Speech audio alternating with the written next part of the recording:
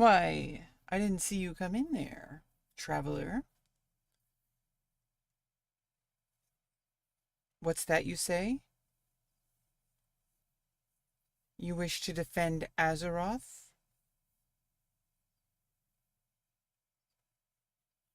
But you think you're ready for Karazhan? Only the most hardened adventurers may set foot in that realm. Go, prove yourself worthy, adventurer. Okay, I guess I will. What's up, everybody? How you doing? How you doing? How you doing? We're gonna be playing some World of Warcraft today on Sunday. This is our church, our Azeroth. Except we're going to Outland, so it's not technically Azeroth. Okay, but still, it's for the good of Azeroth, right? For the Alliance. Even though the Horde is there too. Okay, let's. Shh. Don't mention that. Okay. Don't get those orcs' panties up in a bunch. Okay, thinking that they're better than us. Okay. We're here to defend Azeroth against that warlock guy. I don't know. He says we're not prepared. I think we're pretty prepared. I think we're pretty prepared. Don't you think? Actually, I'm not prepared. I'm still drinking my yerba mate. I am nowhere near prepared. I'm gonna have my protein drink later today. Instead, like probably before I work out. So I can have my protein at the time that I'm actually gonna work out. Usually I have it in the morning, but sometimes I just that's a little too much. Sometimes I like to just, let's do some intermittent fasting, okay? And just have some tea, okay? What's up? How you doing? You guys want some music on, or do you like the vibes with music or without music? I actually don't necessarily know. Sometimes the music can get in the way, but also it gets a little awkward. But then isn't that my fault, right? Shouldn't I be providing the entertainment? So it's like, I feel like whenever I use the music, yeah, it does create vibes for when you're just gaming and stuff. But honestly, I feel like that's a little bit of a cheat code. And sometimes we need a little bit of a cheat code. Okay, but hey, what's up, Reese Sommer? How you doing, Reese? What's up, Kyle Reese?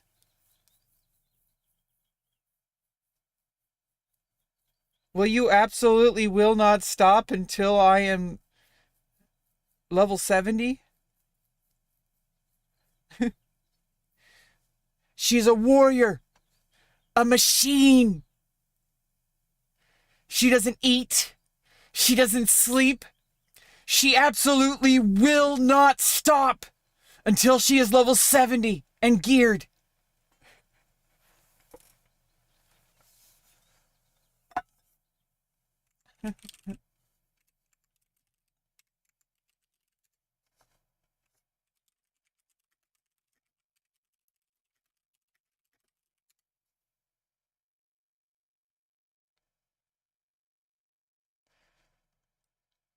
She can't be reasoned with. She...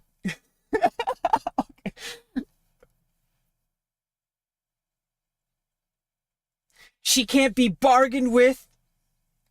She can't be reasoned with. She doesn't feel pity or remorse or fear.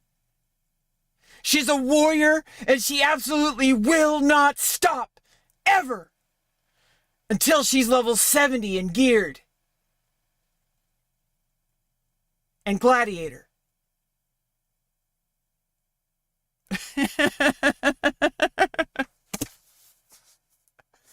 Okay. I see what you're doing, Rebecca. Wait, she's a content creator? Wait, I didn't realize that. Okay, this whole time I thought she was a psychopath. I didn't realize she's actually a performance artist. This whole time, okay?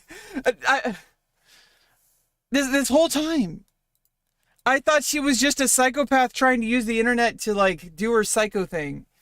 I didn't realize she was actually a performance artist. I need to like look at her through a completely different lens now.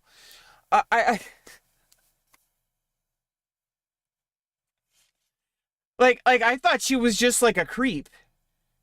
And this changes everything. She's actually a performance artist. That changes everything. It changes nothing. I am still a psychopath.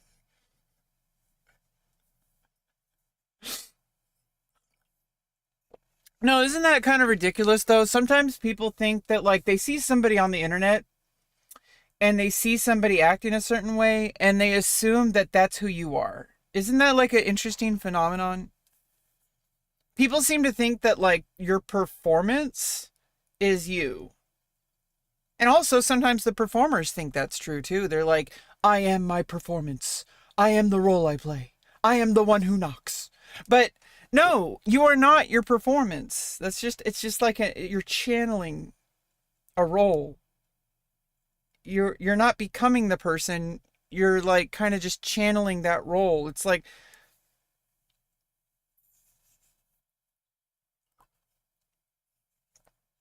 you're not always Gandalf the Grey, okay? Sometimes you're Sir Ian McKellen, and that's okay. There's a cream for that. Uh,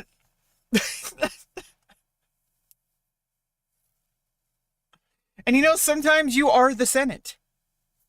I am the Senate.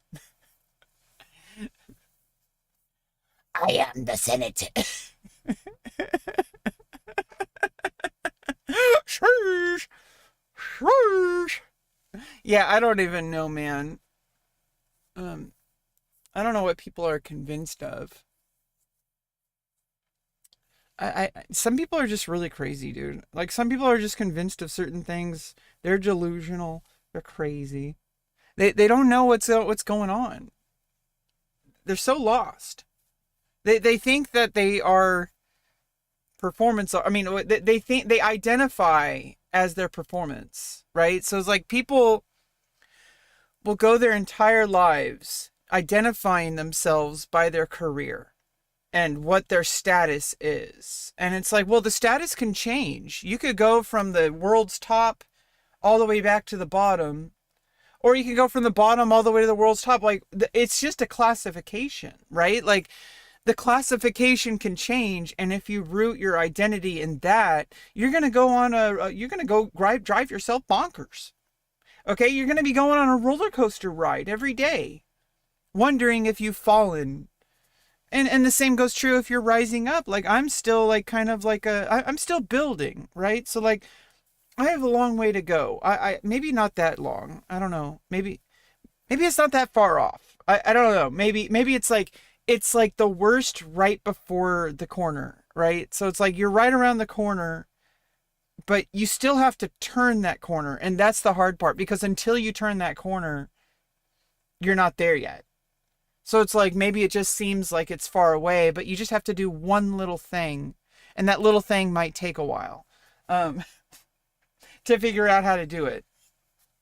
Like that's like the biggest thing I think is like nobody really knows what causes success. Like nobody really knows. Like the only thing that really matters is that you have to just keep on taking actions every single day that move you towards that.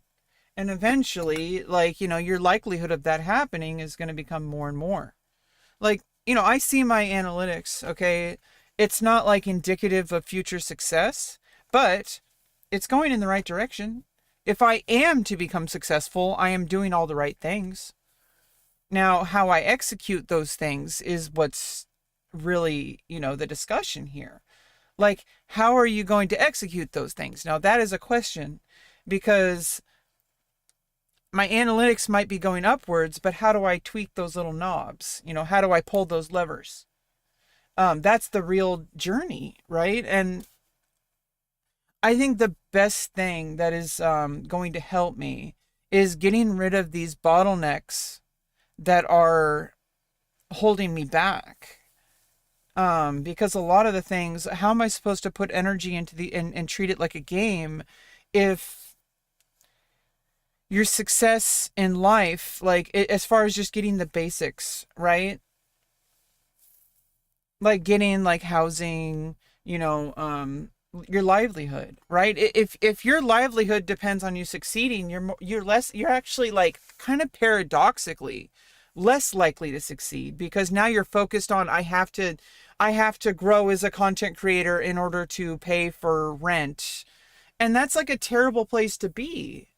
And so like, luckily I qualify for some resources that are taking away that fear, because honestly, like, I don't know how I would succeed in life, with the basic needs without these resources, because I haven't been able to do it the traditional way, like getting a regular job or, finishing college and then getting an internship and then getting a job. Like that traditional route, it's safe for others, but it's not safe for me, because at any time, and this has actually happened, like at any time, somebody can deny that to you. They can pull their support away from you, and then you have nothing. And you have to start over, not from scratch, but you do have to start over with like a new process. Like as soon as somebody, finds a reason to replace you, they will.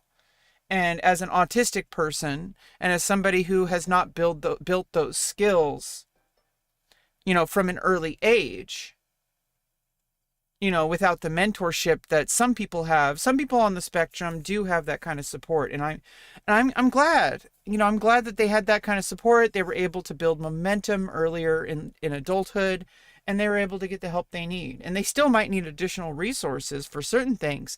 And also like a scaffolding, right? So like you need like a safety net.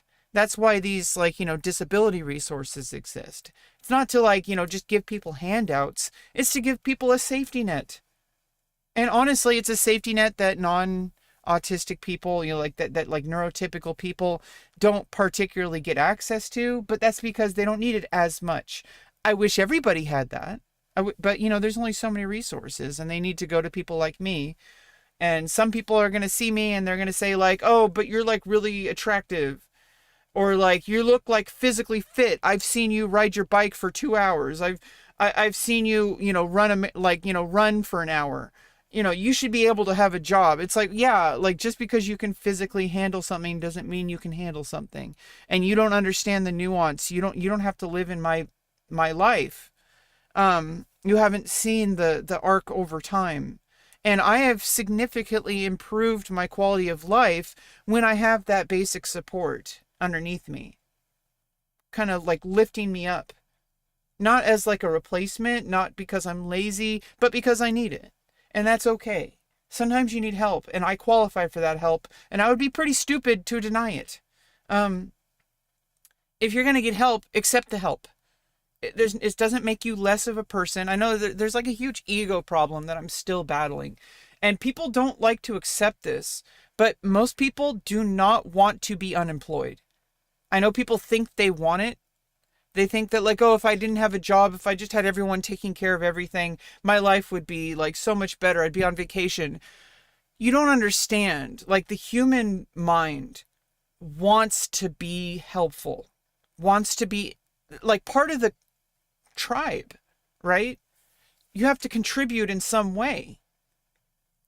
But, there are realities that you can contribute, but you can't take care of your basic needs. Then you're going to be like, homeless and stuff like that, because we live in a reality of a world that is set up that way. And you could complain about it, but it doesn't change it. And I know that people think that that's what they want, but deep down in our evolutionary like DNA, we want to be productive. We want to not be lazy. Like, I know people think that that's what they want, but that's because you're in a situation that you don't want to be in. and you want to get a better one, and you're trying, and hopefully, I wish you the best of luck. I'm trying the best to do my own thing. And it's hard enough as it is. I don't know how to help non-autistic people and stuff like that. I can only really help myself. And even that is like, I'm utilizing these resources, but I don't think I fully understand that these resources wouldn't work the same way if it was somebody else in the pilot seat, right? So I am steering the ship. And it's different if somebody else was, there's other people with the same exact resources I have, or even more, and they're not able to achieve the kind of things I have. So that tells you something, that having the support underneath you does not guarantee success. The person who is utilizing that support matters. And so it says a lot about me. Now, just because I'm very qualified in certain areas, I have to also understand that I'm not so qualified in other areas. And those things can be pretty fatal to my ability to obtain like livelihood, basic needs like housing. That's why I have like, SSI, to have some kind of income, which gives me a lot of leverage. Not a ton, but it gives me more leverage than if I didn't have it. Because then I wouldn't have any money at all. That gives you leverage. Money gives you leverage. More money gives you more leverage, but I don't have that kind of resource right now. But instead of money, I save some money with like, food stamps, right? So that gives you additional leverage, because now I don't need to spend money from my monthly income. I have a separate monthly income for that. Now, like, what about housing? Well, most people are not going to accept the low amount of income for housing. So instead, I have to leverage these agencies. These agencies have resources that the money alone doesn't give me access to. So these agencies, like these housing agencies, these resources, these like disability resources, they can leverage my disability to pull levers, or levers, however you want to pronounce it. They can pull levers to bounce me up higher than where my income allows. Now that has a limit, because as soon as my income goes up, I won't really have access to as much of that lever, but that's because I won't need it. Because when you increase your income, that increases your lever power. Like if I was making $3,000 a month, even in California, I know people think that that's not livable, but I'm living on $800 a month. Okay, so $3,000 a month would significantly increase my quality of life. These resources are trying to emulate that level of income, basically, to be able to pay for rent, to be able to pay for your basic needs and stuff like that. Like, those basic needs, other people are able to secure an income to be able to do that on their own. But people see someone like me, they see somebody who is relatively attractive, possibly objectively attractive. I don't really know how to measure that. I look like somebody who is typically like expected to look under the umbrella of attractive. Okay. Like, so I'm not trying to be egotistical here. Okay. I also know that I have a lot of work to do in that department. Okay. So there's a lot more I could do for presentation, right? I haven't even brushed my hair this morning. Okay. Like, yeah, those are basic things that people do. Everybody does this, even people who think they're not attractive, like whatever that means, right? Nobody knows what that really means, but there is like an umbrella, like, okay, this person is considered like traditionally attractive. This person is like, unconventionally attractive, or this person just isn't attractive. Like, I'm in that like conventional attractive umbrella. But that doesn't mean I'm at the top, okay? It just means I'm in it, okay? That there's a lot of work I have to do, because a lot of the people who are at the top of that attractiveness level, they don't get there just by having, good genetics or whatever. There's a lot of work involved, and they need to be respected for that. like, yeah, I do a lot of that work. Like, I do physical fitness. I eat pretty healthy. I do take care of my skin the best I can. I do take care of my hair the best I can. A lot of that is mostly just diet and exercise and limiting sun exposure, right? So, like, those are just basic things. But the other people, the people that we see as like the most attractive, they put in a lot of extra work and they should be respected for that. They didn't, like, I'm not putting in that work, so I'm not going to expect to be seen that way. At least at the moment. I am a performance artist, and there is a part of preparation that I have not really reached yet because I'm trying to build momentum. I'm trying to pull different levers first.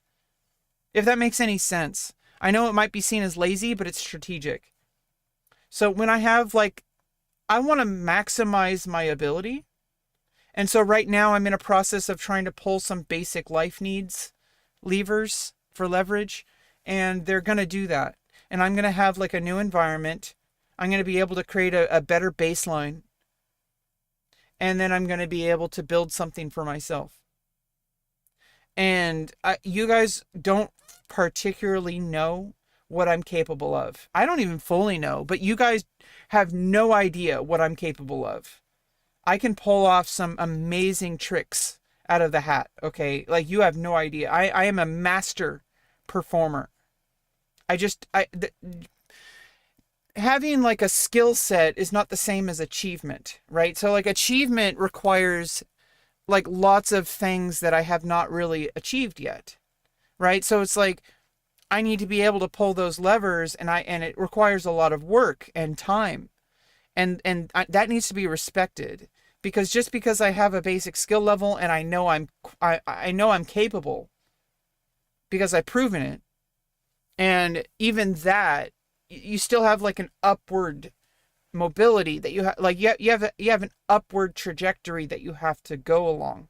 And it's like leveling up in a video game, right? You don't just start out completely ready. You might be really good at your rotation. You might be really good at like some basic things and understanding, like, but you don't have like the full understanding. Like, can I speed run a dungeon? Can I, like, speed run a raid, right? Like, can I get gladiator in an arena, right? So like these are things that require like iteration over time with lots of experience, and those are things that I don't particularly have yet, especially as a performer. I have a lot of experience as a performer, a lot of trial and error, a lot of training, not enough training, but it's I could always use more. And I'm not quite where people truly, like people expect something from me that is like not at my actual level. And I think it's because I haven't provided evidence. And that's fair, right? Like, I'm not going to complain about what people's perception are. That's valuable data. And so I need to earn that. And I hope, and I know it sounds empty when I say it on stream, but I promise you that I will do my best to become the performer that I know I can be. And I want to make content that is, that matches that matches my actual potential. And I don't know how to get there just yet. That's because I'm not at the baseline that I need to be. And, the thing is I still show up and I try regardless. But I want you to understand that this version of me is not where I should be. When I have things opened up for me, I already know in my history that I perform above and beyond what people expect from me. Okay, but real life requires leverage, and I don't have that leverage. Because other people get those opportunities. People who are able to, well, honestly, people who do work harder. But if you can't work as hard as them, it's not a complete excuse. It's not like it's not like an excuse. Because at the end of the day, the only thing that really matters is whether or not you can achieve something, and the work that you put into it. But if you're operating on a baseline that doesn't even give you the energy required to put in the same kind of work that person is, then I'm going to be at a disadvantage.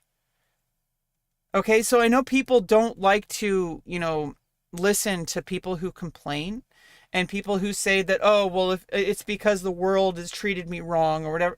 I know that's absolutely annoying. Okay, I understand this. Mm. But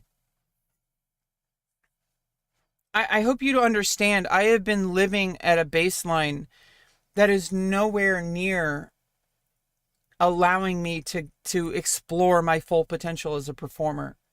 You need to have stability in your life. You need to have, some basic decency.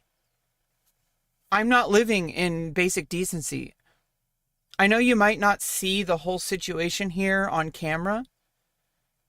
There's only so much that my stream can show you about the absolute horror of the situation I'm living in. I can't, and explaining it to you is not even really useful. It's just not. I could explain to you all day, like, why my situation sucks or why it's not conducive to, being able to achieve my potential. But what is that really going to accomplish? Like, it might help people understand, but is that really useful? I think that's like the real question. I don't think it's particularly useful. I don't think it's useless. I do think it matters, because people don't always understand what I'm dealing with. And it's really hard to convey, like, what my potential is, because people see what they want to see and they only see a part of the picture. And I know this is just a reality, especially on social media. People only see the carefully curated version of me. And if that's not existing, people just assume that you're lazy, which I guess that's a fair assessment. Okay, the market is going to decide ultimately. The market is going to decide, and that's valuable data to me. It means that, like, okay, well, this is what I need to work on. I need to secure that foundation, because that gives me valuable information of, like, what I need to actually be building. Because if I'm not doing that, then that's actually on me. Now, can I do it while I'm living in this trailer? I mean, maybe. It's possible.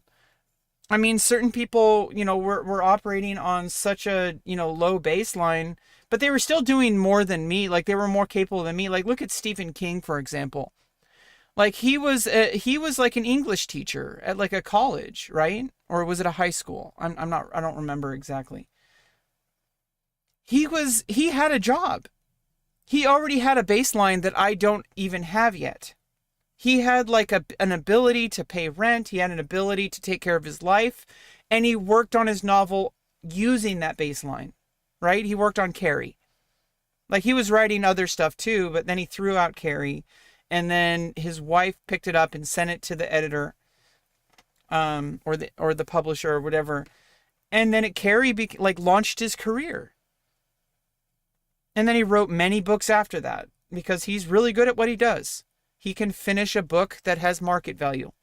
And people might confuse things. People are very weird about judging writers and artists in general. They're like, oh, but he's just selling, he's actually not a good writer because he doesn't really write real literature. He writes stuff for the market. It's like, if people read it and it lasts as an artifact in history, then it's good writing.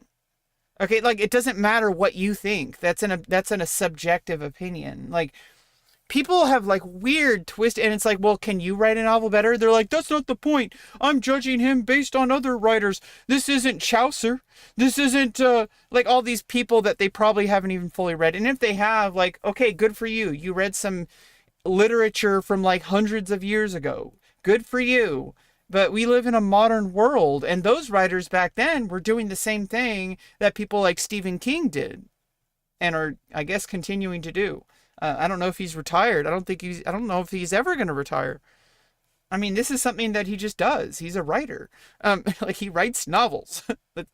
um, but here's the thing, is, like, people don't understand that when you create something, you're doing it based on the current market. And if it doesn't sell, you're not going to be able to create the baseline required to create more work. So, like, I don't know why people seem to think that, like, oh, a real artist, a real writer, these are just people selling to the market. Well, so were people like William Shakespeare. Okay, he wrote plays and put on productions. Like, people put on productions. He put on productions. He wrote these plays because they had massive appeal at the time. Like, like people like what was it, Michelangelo? Like, what, the Sistine Chapel, right? That was Michelangelo, right? Uh, was commissioned by a very wealthy person to do that. He wouldn't have done that if he didn't have the commission, if it didn't have market value. Do you understand? Like, that's how the creative world works. People like to think that they have, art is separate from products. Like, no, it is a product. It's a creative product, and it doesn't make it any less. I don't know why people have this idea that somehow, because something is commercial, it makes it less artistic. That is like fundamentally misunderstanding what art is. Art has always pretty much, obviously there's always like personal projects that are not financial. Okay. Like, but most of the best work that we associate with the history of art across multiple mediums, like writing, like paintings, like, film, all those things exist because they have market value, and they were they existed in the current market at the time. We have a new market now, and the market changes like hour by hour, minute by minute. Do you understand? Like, we live in an age of new media. The market is constantly changing now because I think it was always like this, but in the past, we didn't have this massive machine that just allowed us to churn out work and distribute it across the entire planet. Okay. Oh, well, thank you, Logan. So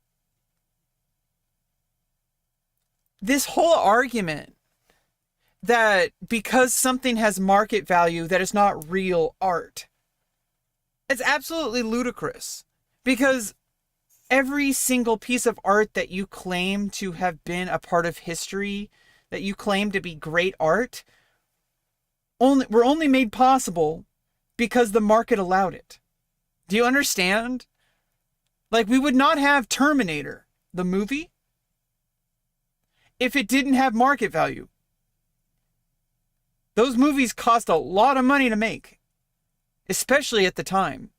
It would cost less to make now, but it actually would cost more because in order to match the current market, it would have to go above and beyond. But if, obviously the movie as it was back then was extremely expensive, they had to use animatronics. Like, it was all like pretty much all practical effects. They did start to use like digital effects and stuff, like especially in Terminator 2, like in the 90s, right? So like, it's not the point. Like, the Terminator, like especially Terminator 2, because the market expectations at that point were significantly higher because the bar was raised, right?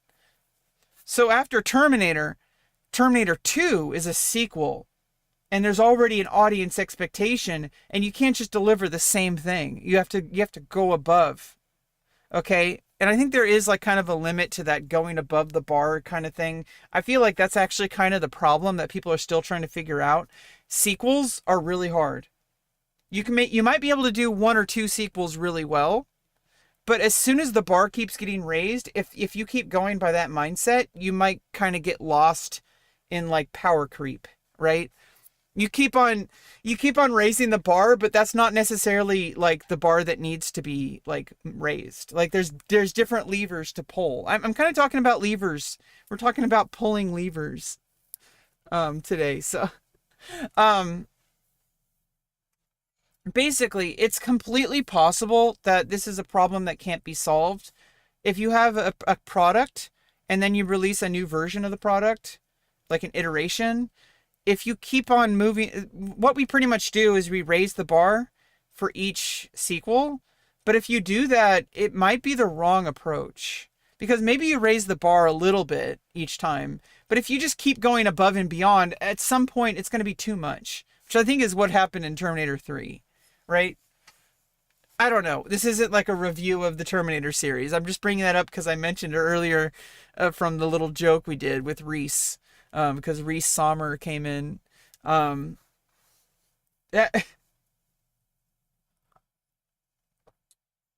and we made a joke about Kyle Reese and how a warrior will not stop until she gets to level 70. Um, okay, we did that joke earlier. You guys are going to see it on YouTube, the clip. Okay, so it might do well. It might not. I'm usually getting around like 800 to 1,000 views nowadays, which is not a ton, like compared to the overall market of YouTube Shorts, but it's going up.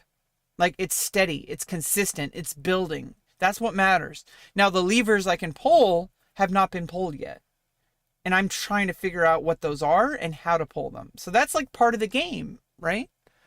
How you doing, Reb? Hey, Aryan, how you doing? Yeah, Mr. Parashar. Welcome. What time is it there for you? I know you're in India, right? Like I don't know what time it is. Is that 14 hours in the future for me or 12 hours? So right now it is 11:15 in the morning. Okay, so is it like nighttime for you? Is it like midnight for you? Are you actually in tomorrow? Are you in the future? We're talking about Terminator, so I mean that makes sense, right?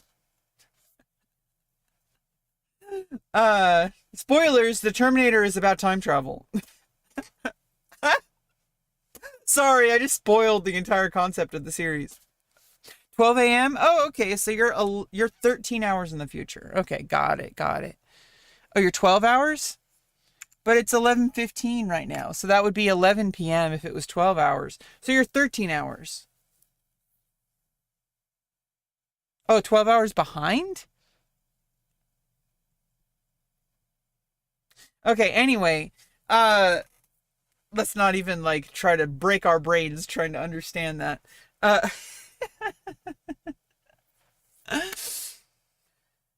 this is like my biggest critique of people who claim that stuff that has market value is somehow not real art.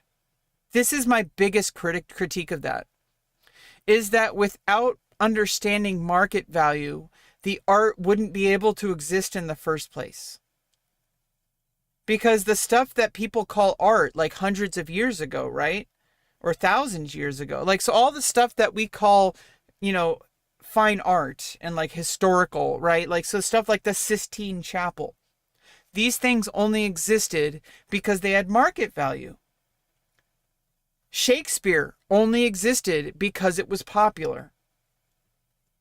It wouldn't exist today.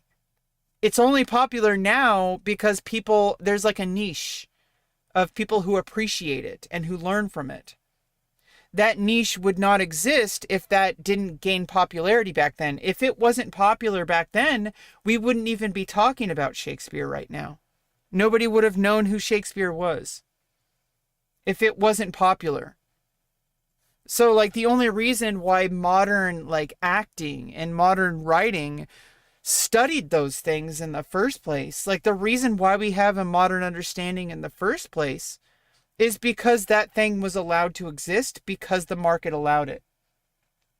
If Shakespeare flopped, somebody else would have taken the place of Shakespeare, and all modern acting would have stemmed from that. All modern writing would have stemmed from that. But instead, the particular thing that we stem our knowledge from is from Shakespeare's version that succeeded. If somebody else succeeded and Shakespeare flopped, we would be studying that version of writing. And it would probably, what we're learning is that there are a lot of common things that, like, basically things emerge not because of some arbitrary thing. Like, yeah, there's randomness, there's RNG, but honestly, the things that work usually work because they were kind of destined to work.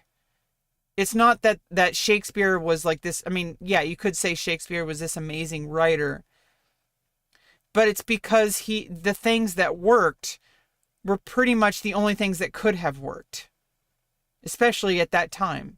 So he basically just rolled the dice enough times and assessed the market value and then pulled the levers once he understood which levers to pull. The levers didn't change. He just had to discover what the levers were.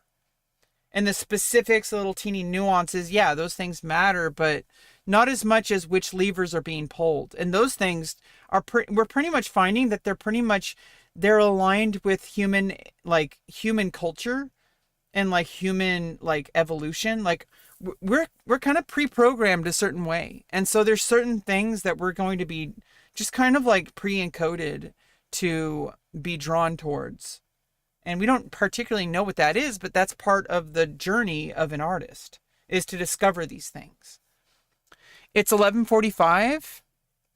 Oh, okay. So it's 11:20 right here. So you have you have like a little bit of you also have like a 30-minute adjustment that we're trying to understand. People are by and large, if not adjusting to the market because you're convinced that your art is good when it's not selling.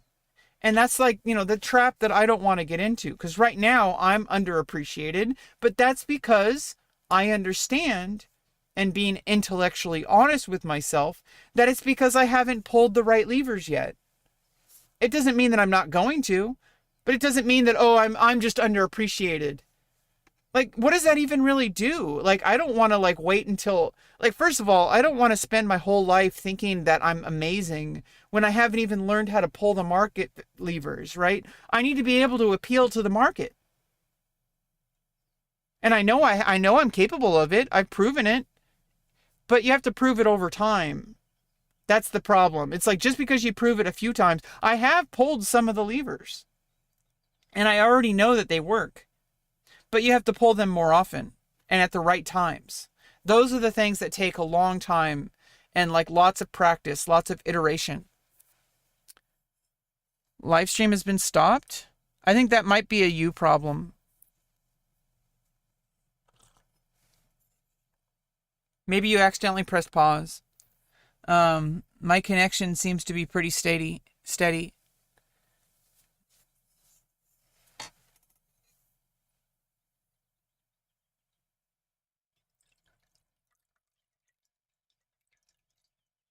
Yeah, I'm having some yerba mate. My last stream crashed. I don't know about that. I seem to be just fine. My connection seems to be green. I need to brush my hair.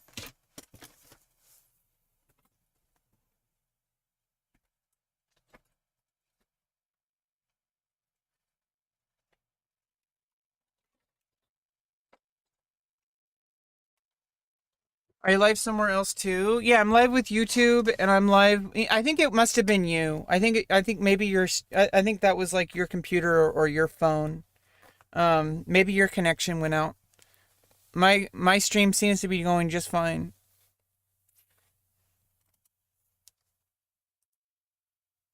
Oh wait, there seems to actually be some errors. Oh no, but that's only with X. Never mind. Let me see what's going on there. That's a different platform though. I'm just gonna post it. Okay, there we go. Yeah, you have to. I keep forgetting that for the X post, you have to actually go in and post it. Let me refresh the chat.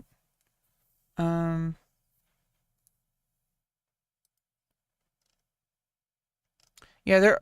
obviously, I think X, the chat portion of it for Restream chat doesn't particularly work, but that doesn't really matter. I don't really care about the interacting with the chat there. People can chat there, but that I don't like. And I think I need to set some restraints on which chats I actually interact with. So Twitch and YouTube are the only chats that I actually interact with.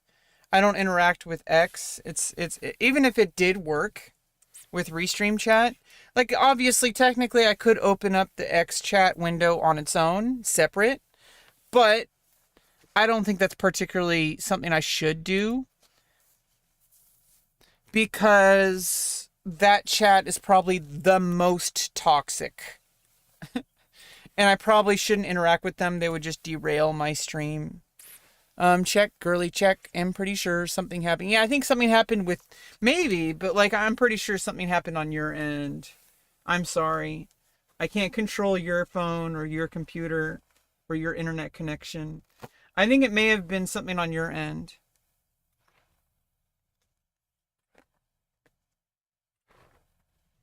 Yeah, so I still have some slight red in my hair. I dyed my hair more honey blonde.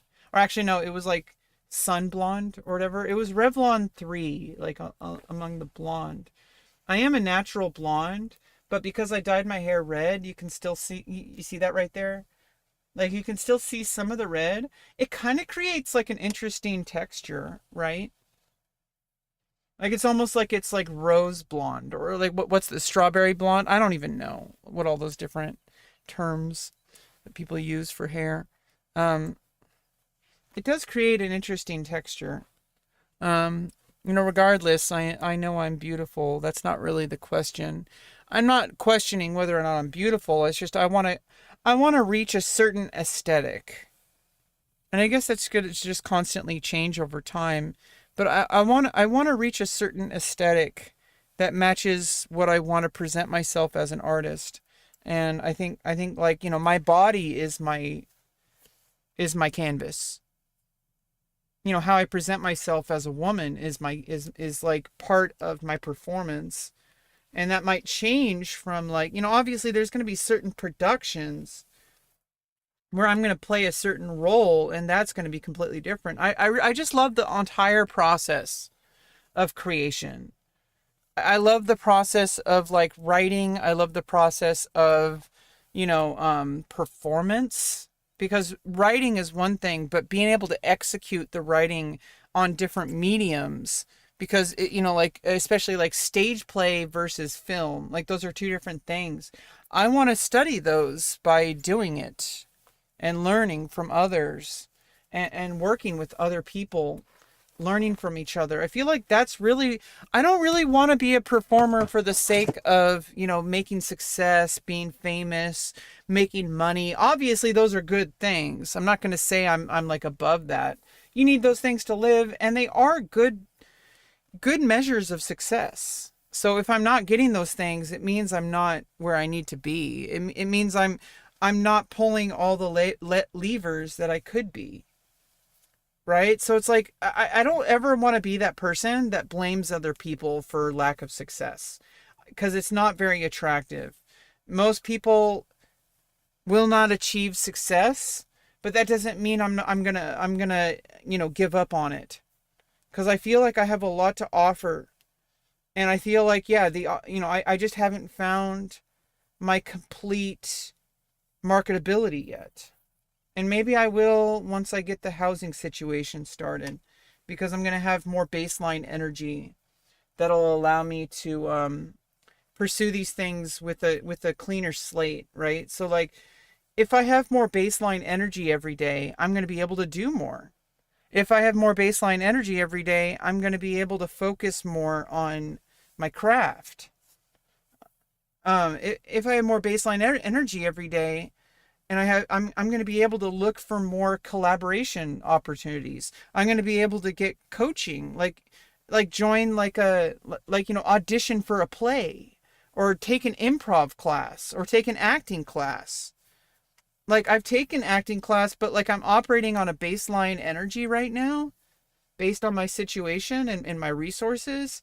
I'm operating on a baseline energy that is not conducive to being able to actually like make complete use of that.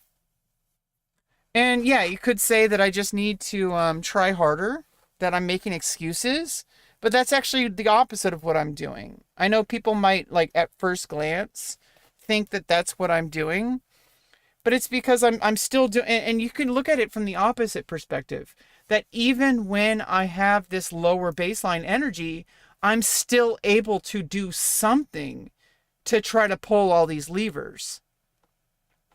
Hey, what's up, Adrian? Welcome back. Hey, what's up, like that bean? Flick that bean. What's up? MJ, Mary Jane.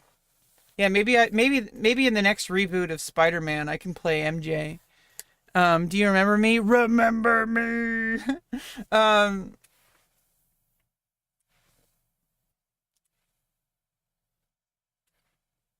like when they make it looks like there was some streaming problems. Because I'm live now on Twitch again. So I think you were right, Ardion. Ginger plus blonde. Yeah, it's not really ginger. Maybe it is ginger because the red used to be darker. So now I look like I'm ginger, but I'm not. I'm actually naturally a blonde. Hey, the album. That's a funny name. It's like there's an album, but it's album the album. But it's not album the album. It's album the album the album. Okay, like I get it. I get it. You're listening to Michael Jackson? Oh, that's what you're talking about. Adrian. Yeah, I'm lagging. Yeah, so I think there is some issues. I think maybe there's some kind of connection issues. I might have to connect to a different server.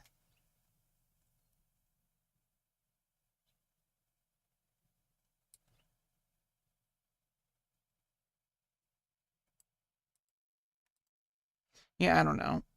You're always right. Bro. Yeah, I don't know. Yeah, I think it's just I am not quite where I need to be, and I'm not trying to make excuses, but let's look at the facts. I have spent the last 20 years of my life as an adult trying to make myself marketable in multiple contexts, not just as an artist, not just as a performance artist, not just as a musician. I have literally been trying to make myself marketable, period. And some things are not, people say marketable, you have to look at the bigger picture. It's not just about being a performance artist or being an artist or being on social media. Human nature, you have to be able to market yourself to the community. So it goes beyond like employment. Like I've been trying to make myself marketable, but if I'm operating on a baseline that is not conducive to that, then I'm like pushing a boulder uphill, right? Like Sisyphus. Okay, so I need to get rid of that boulder. Okay, but it doesn't mean I'm going to stop trying because I have never stopped trying. Right? I have absolutely never stopped trying.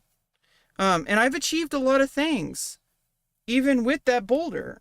So it's not that I'm like this terrible person who's going to fail. I'm just operating on a baseline that is like holding me back. And as soon as I am able to fix that part of it, it's not guaranteed that I'm going to become immediately successful or marketable or anything like that. But it does mean that I'm going to be operating on a significantly better baseline, which is going to give me more energy, which is going to give me more freedom. It's going to give me more ability to explore these things rather than just kind of feeling stuck and also limited in my physical environment. It's kind of has a snowball effect. I'm not even operating on the baseline that most people do by the time they get to 18. I'm 38 and I'm just now getting resources that a lot of people might not have, all of them. Obviously a lot of people are starting out at, when they're 18 with like they have an uphill battle in front of them, but they're able to actually tackle those problems.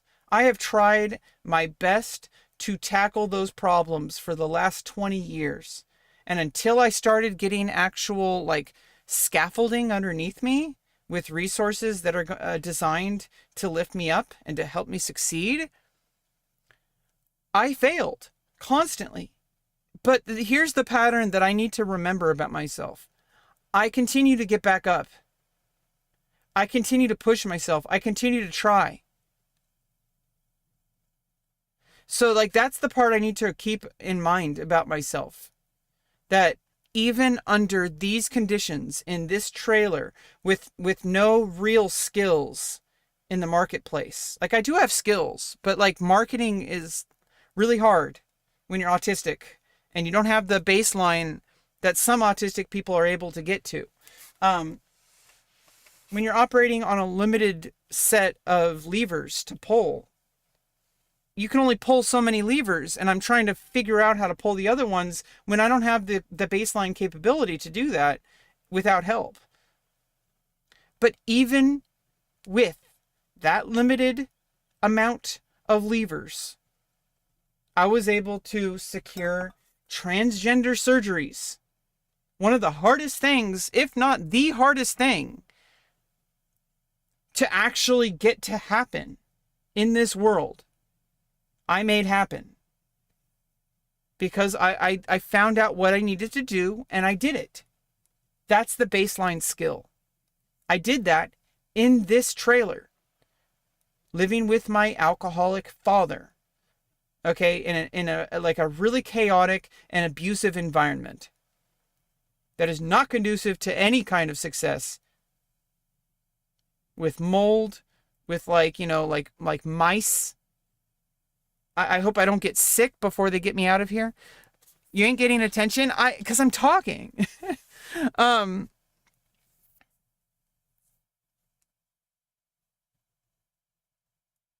you the album? That is album of the album from the album. Okay. You're just staying here because I just feel relaxed. I'm glad that you're feeling relaxed. You should use the money for more important things. I mean, what do you... have you been listening to me for the past 30 minutes? I've been explaining these things already. Pray tell what I should use that money for. And how it's going to help me when I've already been using that money for things that are actually helping me. Like, I don't understand. So basically, even under these conditions, I made those surgeries happen. Not only that, but I got all these resources that are going to help me succeed. These housing resources. These, job skills, advocacy. Like life skill coaching, behavioral coaching, relationship coaching. I'm getting all sorts of things that I didn't have before. That I qualified for. But nobody was going to get those things to happen except for me. I do have stuff like that. I got charcoals. I got soft pastels. I got oil pastels. We're not particularly, I'm not particularly able to explore those things all right away. Use the money to print more money. True. Use the money for more money. Yeah, I mean, that's kind of what, I got to get housing situated. And I have a meeting next week that is I'm further along and closer than I've ever been before to actually escaping this trailer. And I know it's really hard to explain here on my stream, but I'm just trying to keep you guys updated a little bit. I don't want to make my whole stream about this, but it's kind of all encompassing. It's kind of taking over my life. And I guess at some point I have to accept that as a streamer, this is part of the journey as a content creator that I get to share with you guys publicly. And people in the future, when I get into a more financially stable and successful career, people are going to be able to look back and say, I was there. You guys later on are going to be able to say, I was there when she was in that trailer. And that's part of the journey, right? 5'11", barefoot tall. I don't even know what that means.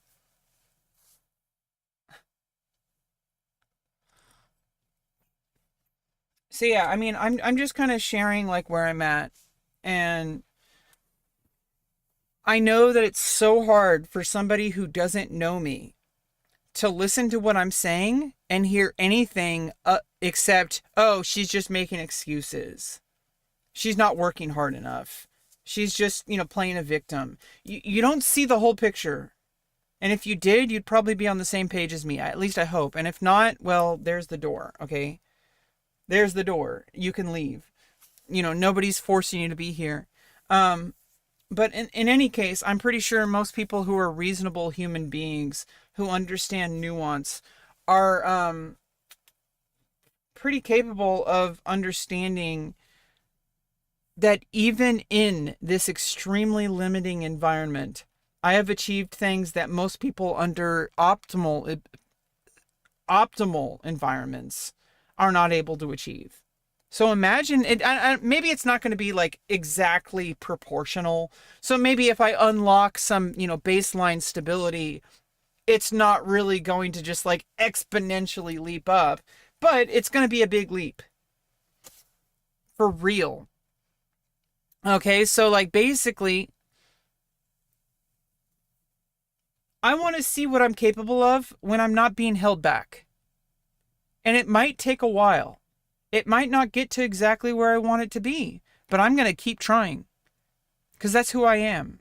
I'm not going to give up just because the market tells me I'm failing. I'm using that as data. And maybe I'm going to be more successful than I ever could have imagined once I actually start taking action the way I want to take action. I could be taking action now in certain ways, but I'd rather spend that energy to just keep myself stable, keep myself alive, keep myself ready, right? That's a choice I made. And I know it's a choice. I could have made a different choice, but I chose this one. I don't know if it's right or wrong. I don't know if it's, I don't know if the other choices would be better, but I'm making the choice to kind of restrain myself, not make all the content that I really want to make. Because if I did that, I might be sacrificing other things that prevent me from getting through this process. I'd rather wait until I get past the finish line of this current process and then kind of recuperate and gather the data again and reassess the situation and then execute a new plan. So right now I'm kind of it's like if you're running a marathon. I've never actually done this, but I can imagine, at least for a metaphor purpose, you can see the finish line you're at the last mile, right? Are you going to sprint, or are you going to make sure you don't injure yourself? Are you going to make sure that you're, not dehydrated? Are you going to make sure that you're going to make it to the finish line? Or are you going to sprint because you want to shave like a minute off your end time, right? And if you sprint, maybe you will get a faster time, or you'll sprain your ankle and you'll fall down and you won't even be able to finish, right? So I'm at the final stretch. And so am I going to, waste all my energy at this last phase, which I don't know how long it be. It might be only a week or two away. It might be a month away. They promised it's not going to be months and months, but it might be pretty soon. It might be faster than I realize. It might actually be too fast. Either way, we're going to deal with it, and I'm going to survive it, and we're going to get past it, and then we're going to move on. That's what I do. That's who I am. And I've always been this way. And that's only going to get further increased as my baseline resources increase. I'm not going to get lazy. That's impossible. It's just not going to happen. I know people say, oh, once you have all these things taken care of, you're just going to get lazy and give up. No, you have no idea what I'm capable of. I'm the kind of person that if you increase my baseline, I achieve higher. That's just who I am. That's who I am as a person. I do more when I have more freedom, not less. Some people, maybe you give them more freedom, they get lazy. I'm not going to judge them, but I'm not that person. People might accuse me of being that person, but I'm not. You just think I'm venting right now? Yeah, I mean, it is kind of venting. It's also kind of just it's kind of like reinforcement of what's true, instead of letting the cognitive distortions take over. Because I have cognitive distortions. It's not water, it's yerba mate. I've been drinking. I drank this whole pot of yerba mate. Okay, we're at the final. We're at the final stretch. Okay, I don't have to chug it. Um, and then I'm gonna get my water. Then we're gonna go log into World of Warcraft. I'm gonna play my warrior. Um, a lot of the stuff that I talk about on stream, it's kind of for my audience, but it's also mainly for me right now. And this isn't the final product. And I hope that people understand this is not the final product. And if you think this is what my content is going to be forever, you have not seen my arc. Okay, I have constantly evolved. And I'm still evolving. And the people who stick around, they've noticed that. And that's because, like, you guys see my situation and you think this is it. You think that this is what she's going to do forever. She's just a loser who's on the internet, who's trying to get attention, who's trying to play the victim. No, I know it looks like that. I know it does. But I want you to trust me a little bit that I am capable of far much more than you think I might be. And I have proven it already. Not all of those times have been on stream, but I have proven it. I have gotten real evidence from people in the real world that I am capable of amazing things. And I am a special type of personality. Hey, what's up, Red Shanks? This is manic? I mean, you can think whatever you want. You gotta change the topic? I mean, I don't have to change the topic, and I don't feel heavy. I don't know why you're thinking about that. I would appreciate. I do appreciate people are kind of looking out for me, but at the same time, like, I'm in control of my behavior. I don't know why people think that I'm like manic, or that I'm like somehow out of control. Like, I am a performance artist. I've been doing this for 6 years. I know how to present myself on stream. Like, the reason I'm talking about it is because it's on my mind. My day's going pretty well. We're having some yerba mate. I just kind of want to like figure out how to close this conversation right now. Have you gotten good? We only played FC for like that one stream. We're gonna revisit it periodically, but right now we're gonna be playing some World of Warcraft.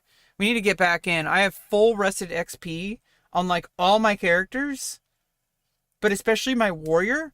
I need to go run those blood furnaces. Okay, we need to learn that dungeon, like get it extremely optimized. Okay, like we need to get strong. Okay, you're gonna head out. Well, thanks for stopping by.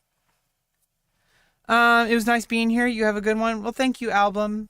Thank you so much for being here. I also need to get something to eat inside of me. I think I'm gonna make my protein drink. And have some dried fruit. Let's go. Yeah, let me switch over. Let me switch over the scene.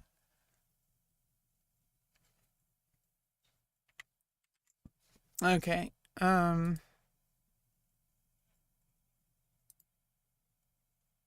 Yeah, let's go. Nope. Yeah. There we go. Yeah, let's get some music going. Give you guys some vibes.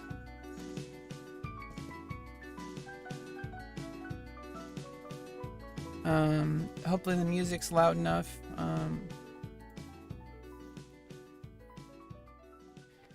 have a good night's sleep, Aryan.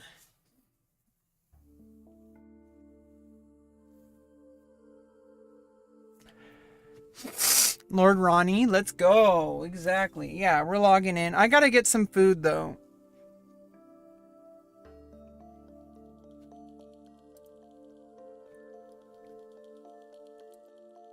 Kind of running on... I haven't had anything to eat this morning, so...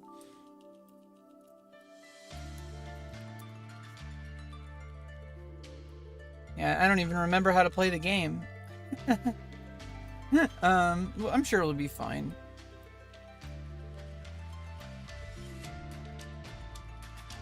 Let's switch over to Maybe we should just do some quests. No, I need to do the dungeon.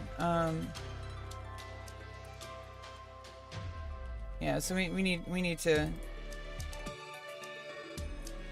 Just one question?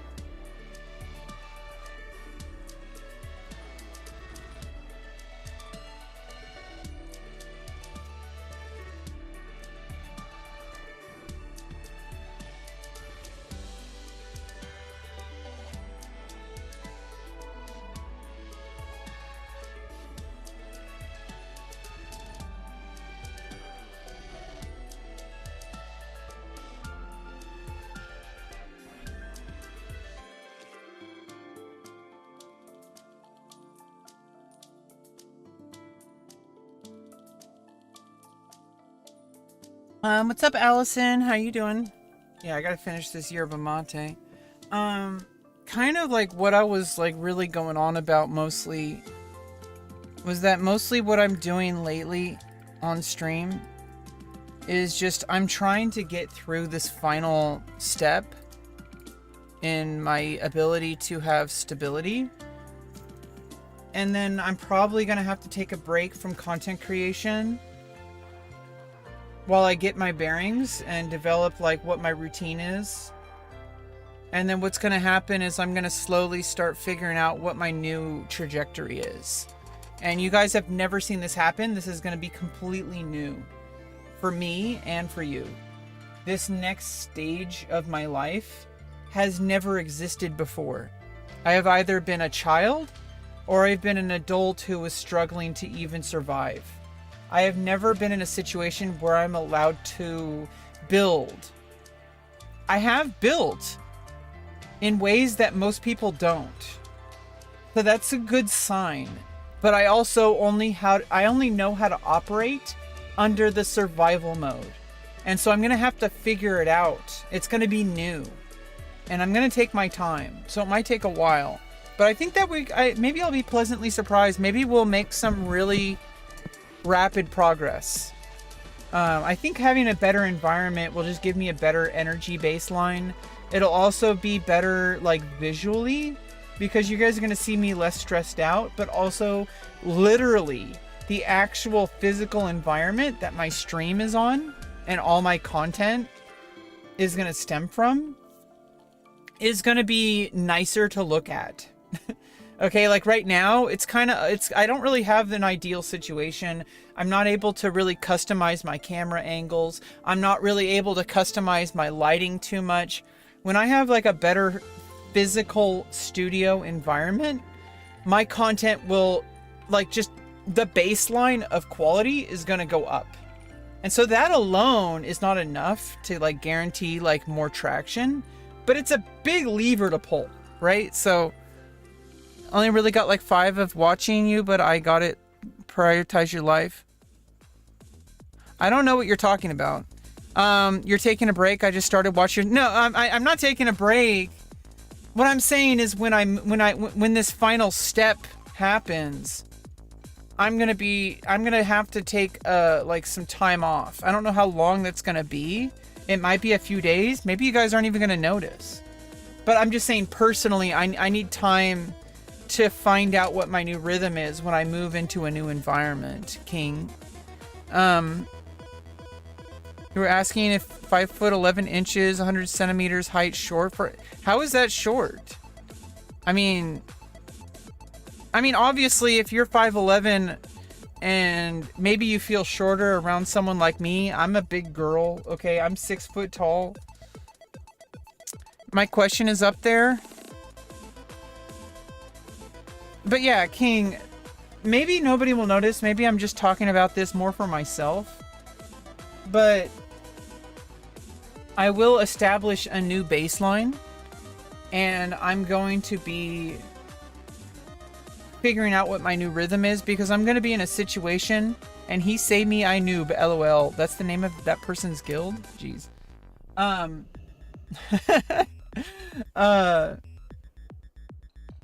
This is a situation I've never been in my entire life. I've either been a child and kind of like basically a victim of my environment. I did my best I could as a child, but I didn't really do it too well.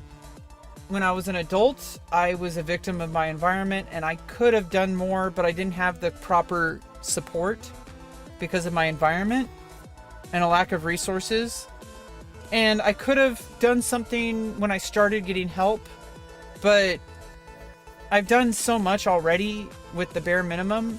But I've never been in a situation my entire life, especially these past 20 years as an adult. I have never been in a situation my entire life where I've actually been operating under a baseline of survival that is not just about survival, but is actually a baseline that allows me to build a life. And I have been building even under survival. That's what I'm trying to talk about. Is that the kind of person I am is, even when the environment was absolutely terrible, I found whatever next step I could take instead of giving up, instead of numbing myself. And yeah, I went through phases where I was just giving up and numbing, but I always stepped back up. Like I always get back up. Like I always get back on the path. And that's what I need to remember about myself. Will you marry someday? I'm not going to marry someday. Especially my viewer named Someday. I have a viewer named Someday on Twitch. I'm definitely not going to marry him. I'm not going to marry anyone. I'm polyamorous. Oh, I only got to watch you for 5 days time, but I understand that prioritizing your life is more important. And yes, I think you should prioritize yourself and your goals first and foremost. Here's the thing. Is, you guys might not even notice. I'm still going to be posting content. But I'm not going to be live streaming until I get a baseline. Like, that's the thing. I think you guys are going to be surprised. I think you guys are going to be pleasantly surprised. I think you guys are going to like my comeback. Maybe, you know, I'm not going to spoil too much, but I have plans. I have content plans, for the comeback stream. So I hope you enjoy it. I'm going to make, I mean, maybe you guys are going to see it coming. Maybe the people who were here, you guys knew. Don't spoil it for everyone else, for all the new viewers. So if you're here already, you're part of my core viewers now. I'm letting you guys in on a secret. I have plans for a comeback stream, and you might see it coming, but don't spoil it. Okay, please. You guys are in on it. I'm counting on you not to spoil it for the new viewers when it happens. And maybe I'm gonna do it in such a way that you guys aren't even gonna know. That's the thing. I'm gonna maneuver it, or I'm kind of smart. Like, you guys don't know how smart I am. Like, I'm so smart that I can make myself look stupid. That's how smart I am. Isn't that like a good excuse? See, that's what makes me smart, though. It's such a good excuse because you can't disprove it. It allows me to look stupid, and I can excuse it as, oh, well, that's just me pretending to look stupid. But that ironically makes me smart, because that's what a smart person would do.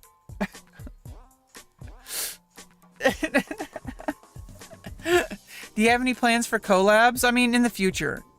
I am an actress, and I am constantly looking for people to collaborate with. But like I said, in this situation, in this trailer, it has never worked. I've never been able to establish a rapport with people because my baseline is so low that I can't go through that process, no matter how hard I've tried. When I took an acting class, I was trying to network. Actually, I mean, I don't want to get into that. It's a kind of a long story.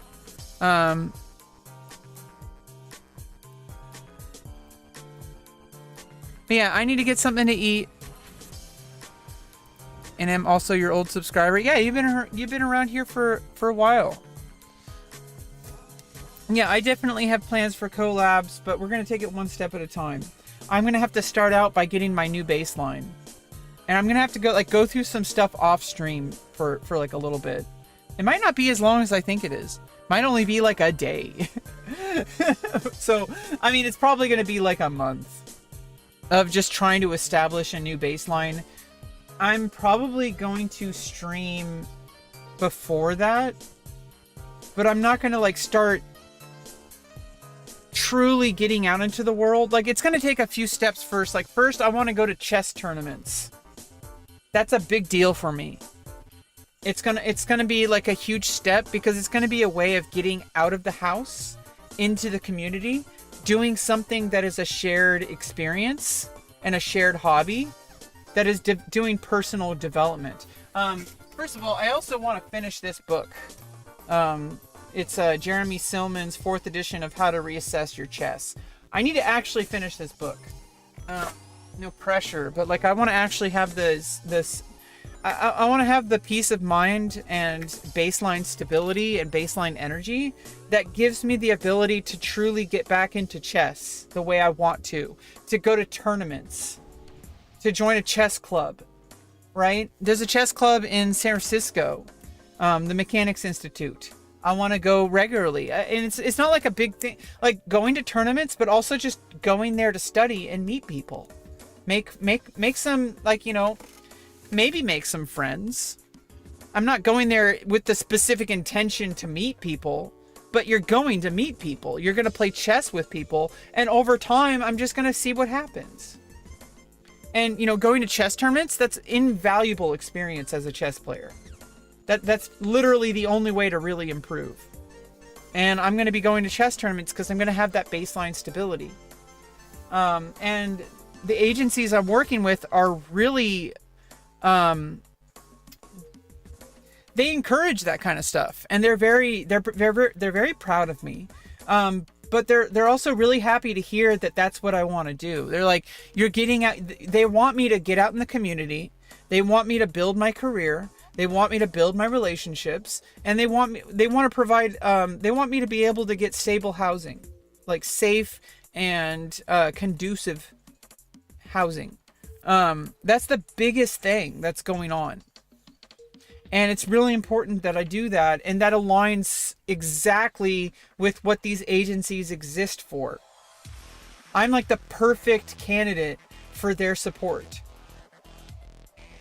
So that would be really cool, especially the one where you have to tap the timer. Yeah, I mean, you always have to tap the timer.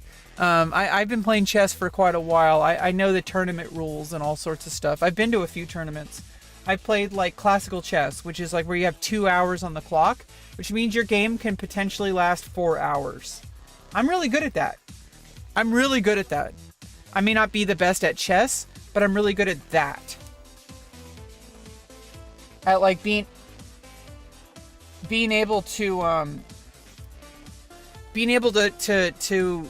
actually go through that, the actual chess environment. I'm like really good at that, and I could get better over time. I know how to study, but I also need coaching, and I need to work with other people in general. Just like play games with other people, meet other people. Everyone is kind of your coach. Like if you're a chess player, every single person you meet is potentially, like, even them just playing a game with you is technically coaching. That's the beauty of chess. But I might make some friends, and maybe those people stream, and I might be able to do a collab with them. I'm not going to like push for it. I'm going to let things happen kind of organically. I do have like I do have an agenda, so to speak, and I'm pretty good at like, hey, I know how to pounce on opportunities. I'm a little bit of a shark. But you need to be a shark in the content world. Like, you need to be a shark. It doesn't mean you have to be a narcissist, but it does mean that you have to be a shark. You have to be ready to pounce, right? It's not like this huge evil thing, but it kind of sounds like it. Ma'am, my previous comments. What were your previous comments? I did read your previous comments.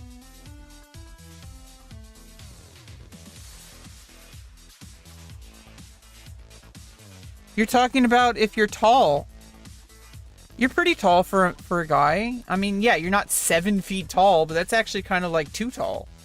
I don't know. Everybody's different. Don't worry about your height. Don't worry about your appearance. Don't worry about anything, really. Just unless it's something that aligns with who you are as a person, and you can accept yourself for who you are, then the right people are gonna orbit towards that. And it might be frustrating, and it doesn't mean it's like eventually like guaranteed, but I feel like you're gonna be the happiest if you allow the things to happen organically, even though you want to be controlling it. Just like building a career for myself, right? Happening organically is going to be the highest sustainable career path. There might be moments where I can really push, but there's going to be a lot of moments where pushing will actually be the bad thing. Sometimes pushing, if you push too early, like in chess, right? If you bring out your queen too early, you can be punished for it. You did something? I mean, I don't even know what you're talking about. I'm sorry. I don't know what you're talking about, Ardian. I just don't know what you're talking about. I'm sorry. I literally just don't know what you're talking about. I'm sorry. I have to also open up the new chat because the stream went out for some reason. I think Restream had issues, and so I had to reopen the stream chat just now.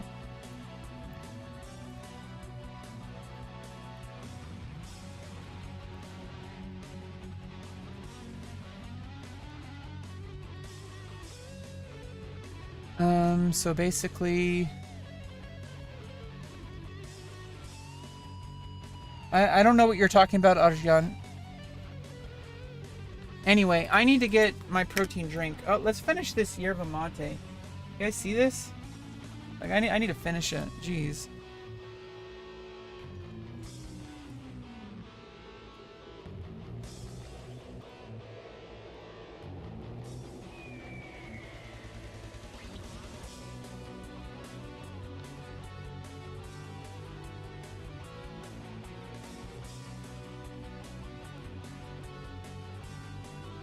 Okay, I'll be right back.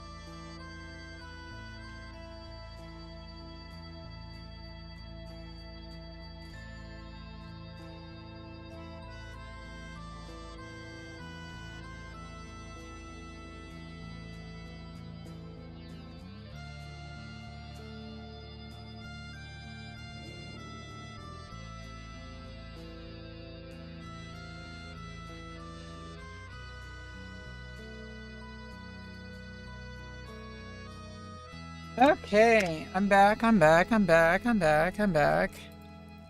Will you marry me? No, I'm not gonna marry you. I really like the person you are, and you are so pretty too. That's like a cherry on the top. I am older than 18, so that's old enough. Huh, Reb? Sorry, Arjan. I'm so sorry. I'm not gonna marry my viewers.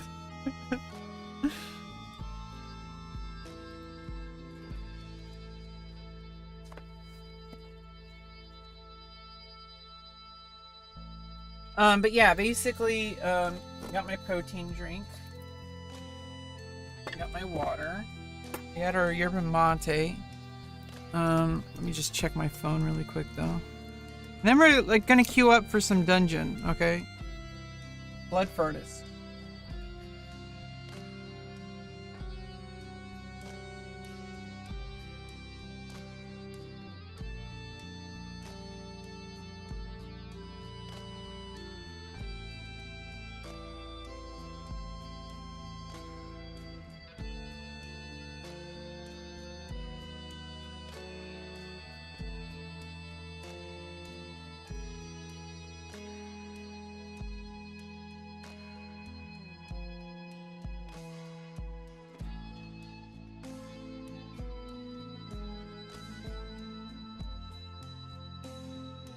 Okay, yeah.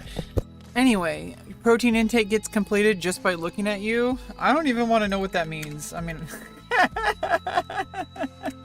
Oh my goodness. Jesus Christ. We got some protein going on. Yeah. We got Eye of the Storm now. Yeah, so we gotta get to level 70. Oh, and then back to Alterac Valley as always. But yeah,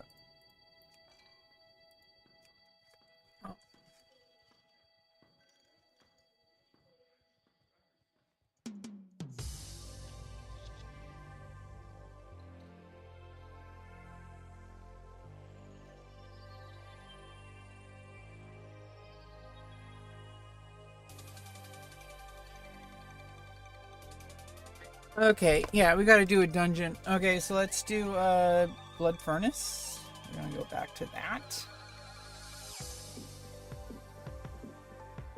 Yeah, let's just queue up for some Blood Furnace.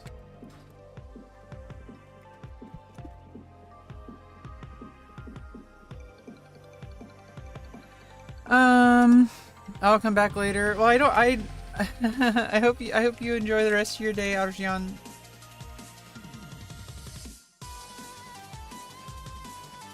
All right.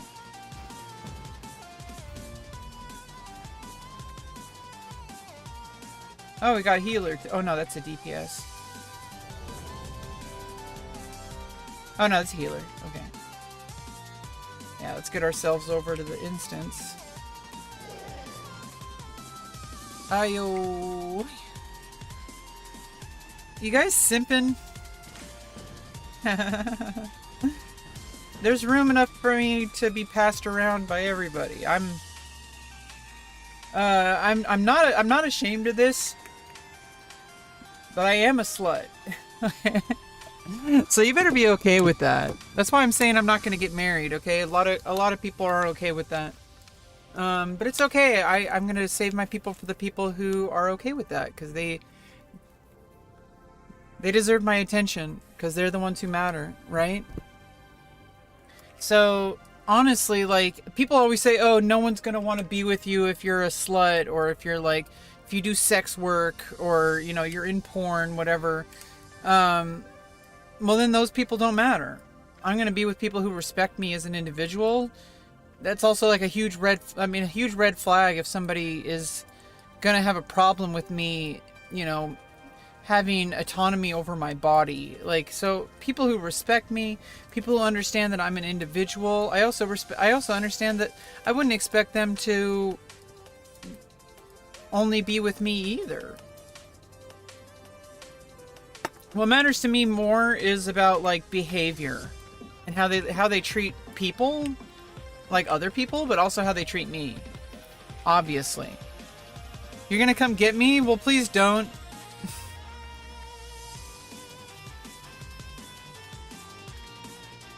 Please don't. I will have to give you a restraining order if you do that. Please don't. Okay. Why could you be with somebody who respects you if you don't even respect yourself? See, that's a lot of assumptions, user. I don't even know what you're operating off of. Like, what kind of baseline is that? What do you're just assuming I don't respect myself? I respect myself more than you can possibly imagine. Sounds like you're projecting, to be honest.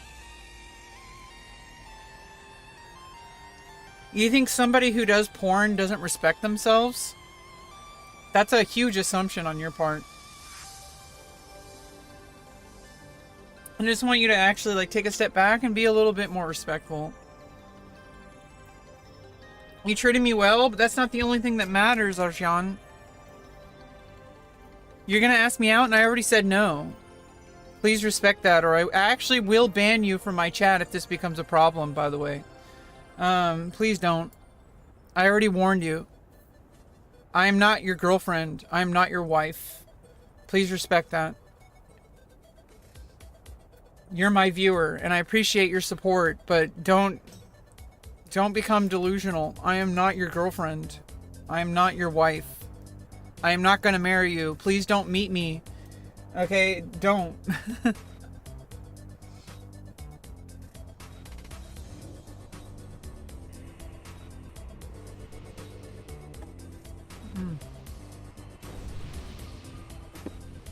Okay.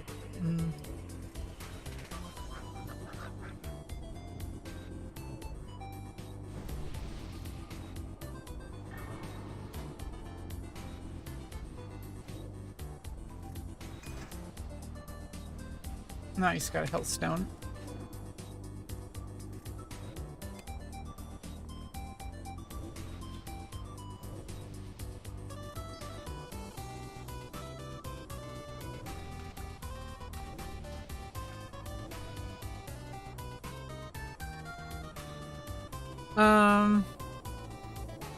No, just, I'm gonna give you a time. Just don't.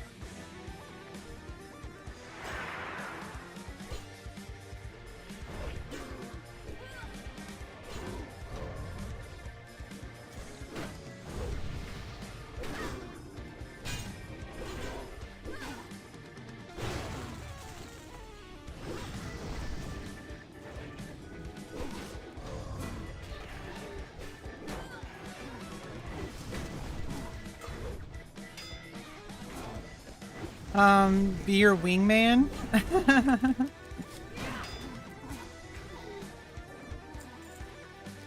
Delete the comment. World of Warcraft. Yes, it is, Sticks. It's World of Warcraft.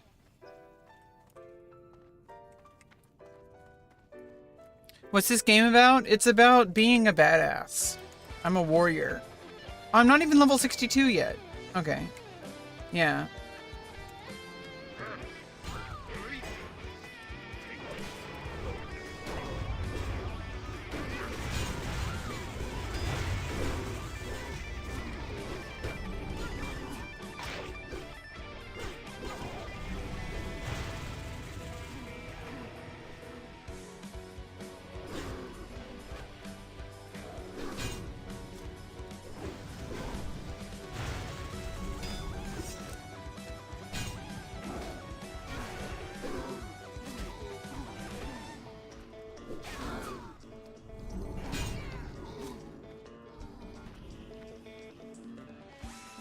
I'm doing the best I can. I'm not really particularly very good. Also, I'm only level 61 trying to tank here, so...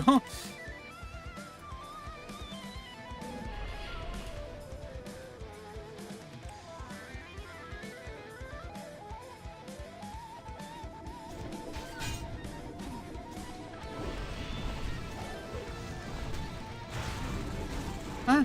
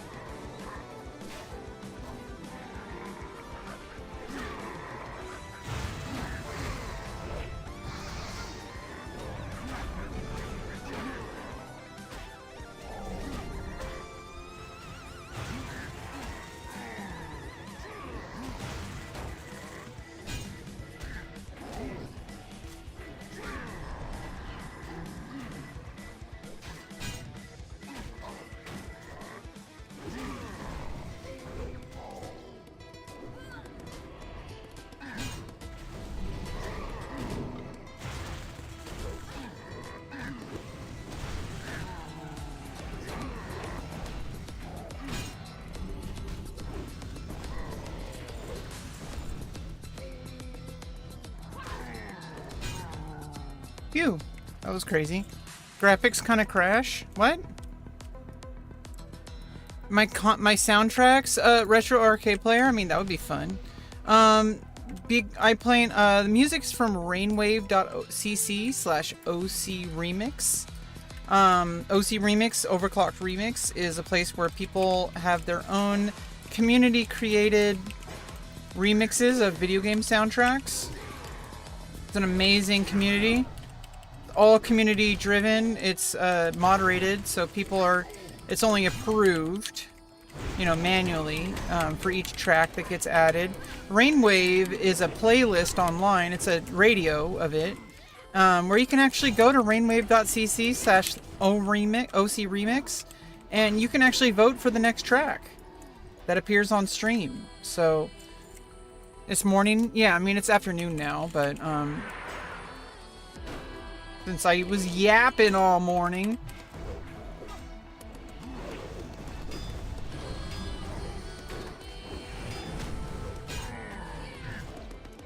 Okay, I don't know if I'm tanking too badly.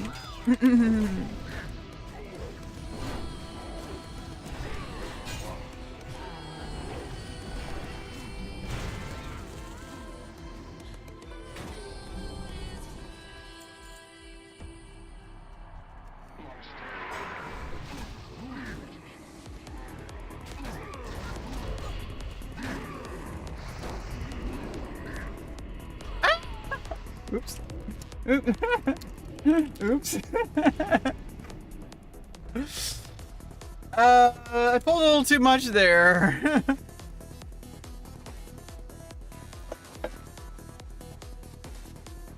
The OG Grand Marshal set?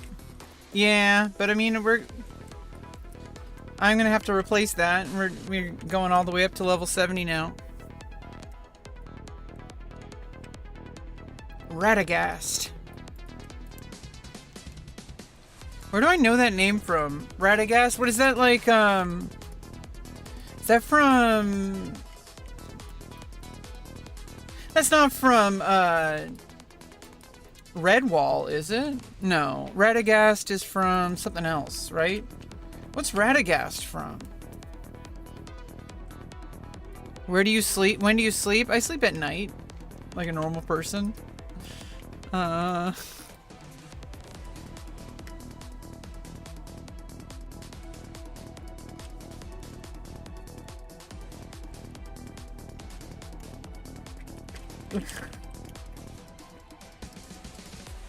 I got a bit too cocky right there. I pulled the whole room. Oops! Oh no, I went the wrong way. Oh, fuck.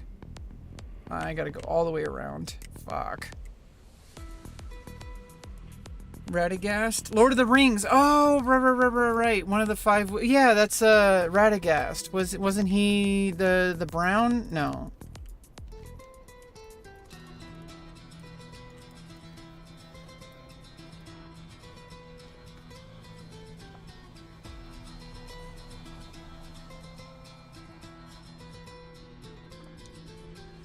I was training at 4 a.m.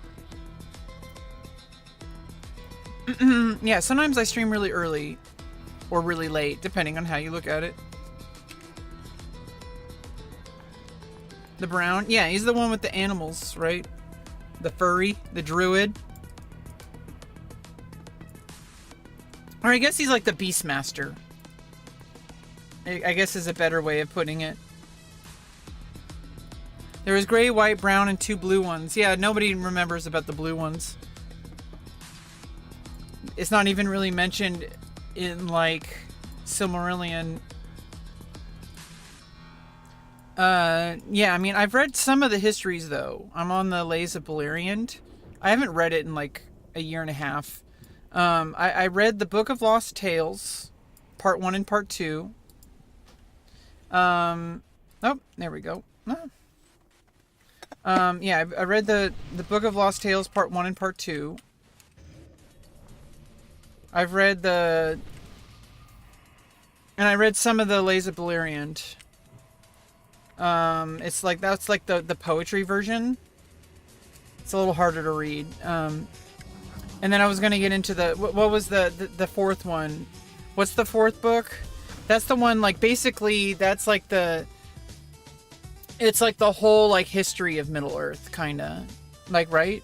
Like, isn't, like, that more of, like, the Second Age, right? Or, yeah, there's, like, a big battle or something. I don't even know. We all know the blue one, I think, is why they were killed by Saruman. Yeah, I mean, no, like, they just kind of disappeared into the world. Like, nobody really knows what happened to them. I mean, it might be suggested, but maybe Saruman even made that up. Like, knowing Saruman, right? Like, maybe he didn't actually kill them, but he wanted people to believe he did. Like, who knows? Like, right? Anything can happen.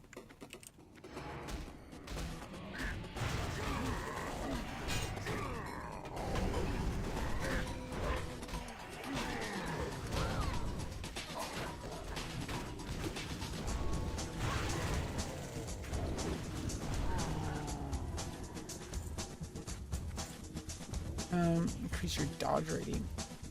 More of a rogue thing, right?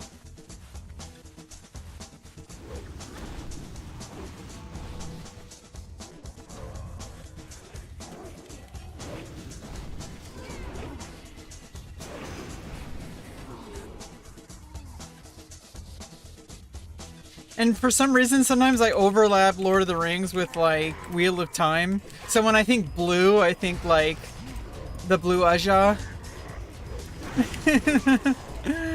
Yeah, sometimes I overlap Wheel of Time. Okay, so...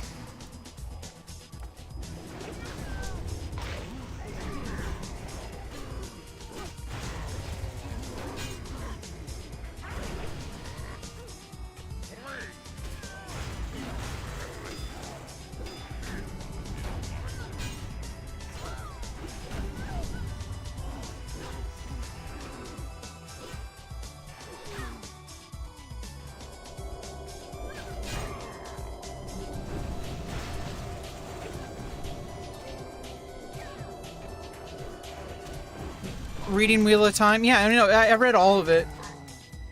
Now I'm starting to read also Game of Thrones. I'm rereading it in Spanish to like help me study Spanish more. I'm really good at learning from reading. I know not everybody is, but that's how I learned English really well. I have a hard time with social skills, you know, because of autism issues, but that's like goes beyond language. That's like autism. Okay, like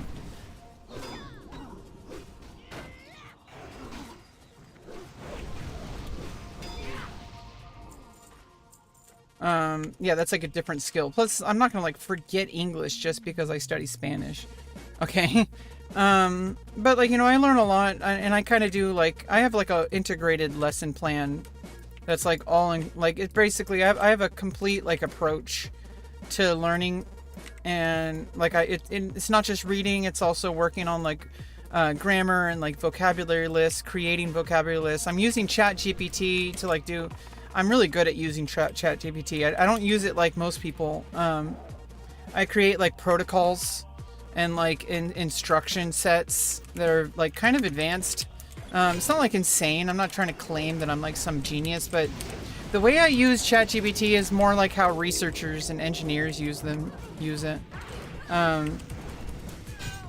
Like I don't do it to replace thinking. I do it to augment thinking. I use it as like a data collection tool. I use it as like it kind of like an optimizer. I don't really use it to replace thought. Honestly, it's not really good at replacing thought, to be fair. I'm a very advanced ChatGPT user. I'm not trying to like toot my own horn or whatever. I'm just being real. Oh, oops.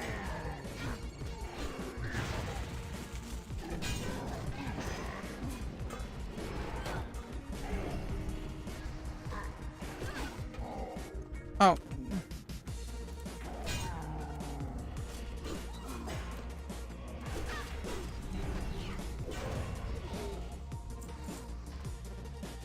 Good night. Good night, Arjan.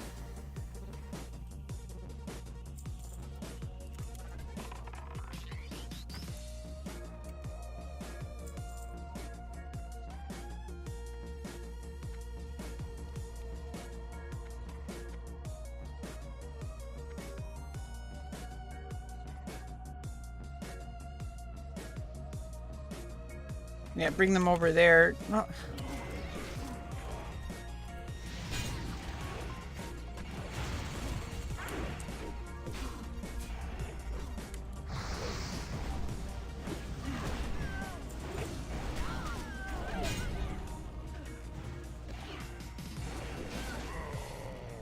I guess, yeah.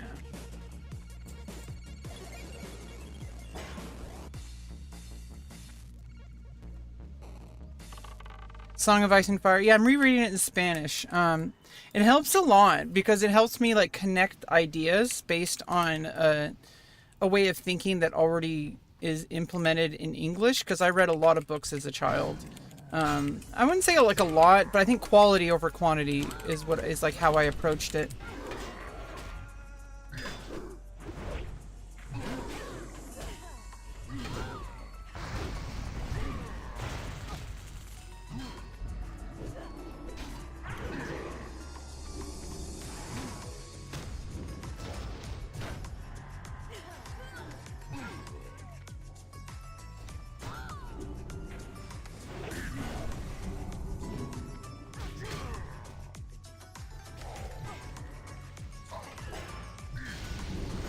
Jesus, what is going on here?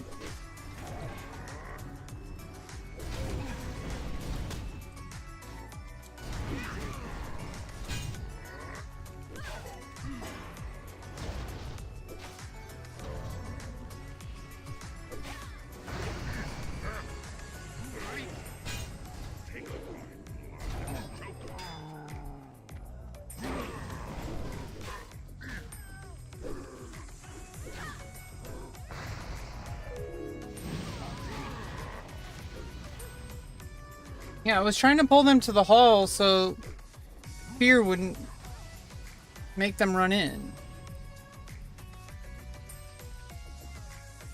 And now someone left.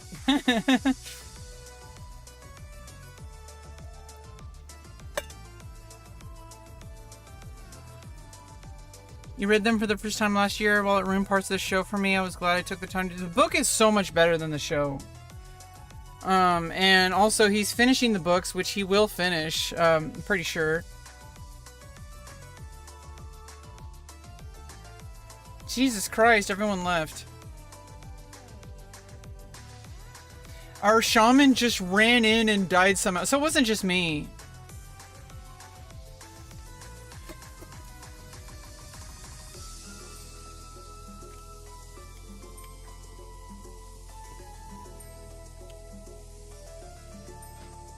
I guess they made a new guild.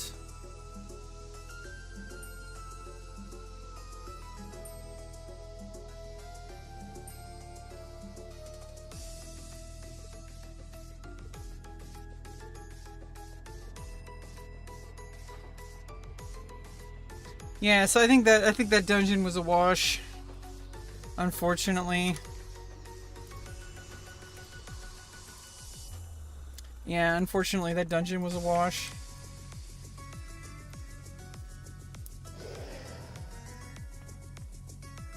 No, I really like the books. I like every single point of view character. I just think like Daenerys has always been kind of an unlikable character, but I mean I feel like she's more likable in the books. And like in the show, they kind of flatten her a little bit. I don't really know. I don't want to get too much into it. I don't want to give spoilers, but basically I feel like the series kind of flattened Daenerys. They could have done, I feel like maybe that's just the best they could in that kind of medium, but I really don't think that they really did any of the characters full justice, but they had to work with what they were working with, you know? It's a different medium. Like in books, you can't, just like, I think it was really hard to actually do justice to Wheel of Time. I think the series did a good job at it by reimagining it. I think if they were trying to do a faithful remake of the books, it would have flopped. And it kind of flopped already just because it was so expensive, they couldn't maintain it, which really sucks. But I almost feel like I think they have something planned. I think they're trying to fight to get it back. A lot of series, they end up getting canceled, but then they end up coming back. Apparently people are still crossing their fingers, including myself, about the Orville season 4. So people have been talking about the Orville for a while. It was a really good show. It wasn't just like a spin-off of, I mean, it wasn't just like a Star Trek clone. It was like it did its own thing. Like it wasn't like it had its own kind of rules and history and like lore that made it really special. Like at first it was just like, oh look, it's Star Trek, but Seth MacFarlane. Okay, yeah, but then it turned into something really special, and then they just canceled it, and it's like, okay, I want to see like what they do with it, but you know, they said it's not, you know, that there has been rumors that they're getting back into it, but just like with Wheel of Time, people, you know, like the social media accounts have been posting some things that, you know, those who know about like the big box, and they said like Rand ? Everyone knows if they've read the books, but if they tried to make the show just like the books, it wouldn't have worked. Because those books, especially like the Wheel of Time books especially, but like the Song of Ice and Fire books, the main pole of the narrative in the books is that you're basically inside the head of the person and you see the world the way they see it each chapter.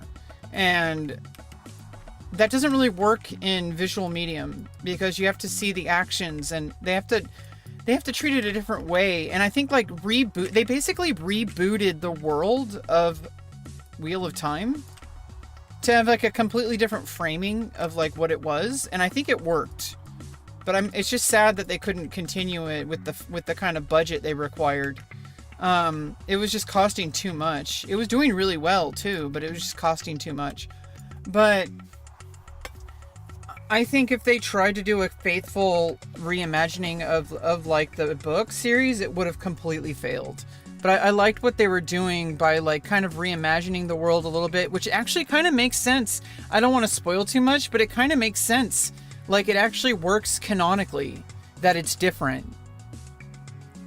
Because every time the wheel spins, it's different, right? So it's like I don't want to spoil anything, but there's basically an idea where it's actually canonical that the storyline in Wheel of Time on the Amazon series is fundamentally different than the book series. Like there's completely different mechanics. There's completely different plot elements. It actually makes sense canonically. Like in the universe of Wheel of Time, that actually makes sense.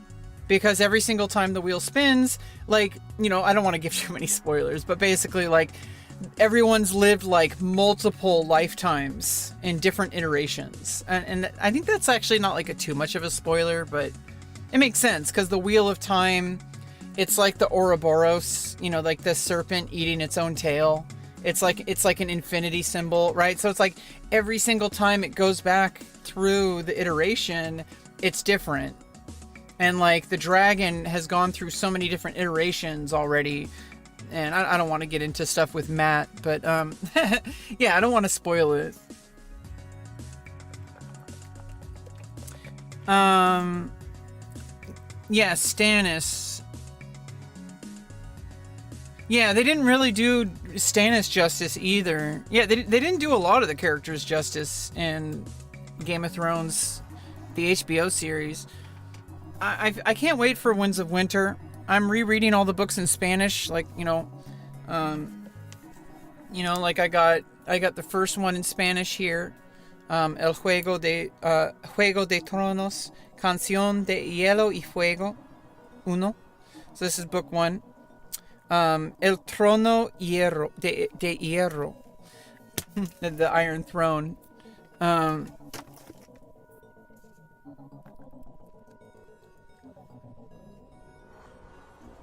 Yeah, I think it's a great read.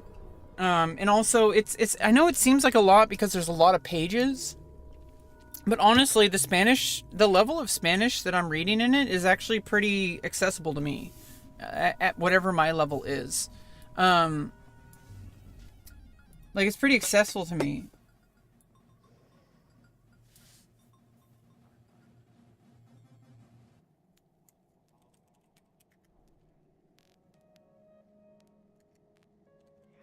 Yeah, so I guess there's a...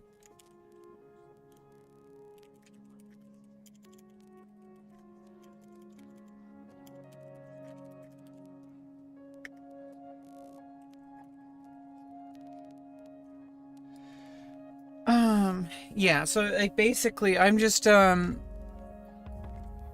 trying to like I was saying earlier, I'm trying to just like kind of bide my time until this whole housing process settles. It's going to be kind of annoying until it's actually settled, but like doing stuff like reading books in Spanish, right? Oh, we're in the Void Watch. Ooh.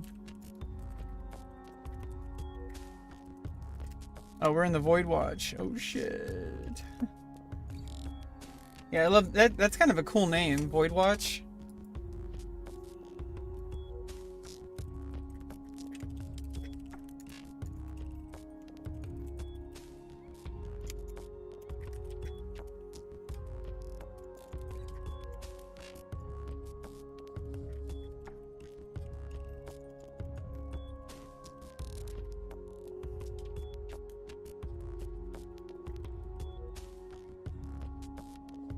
Got this guild tab.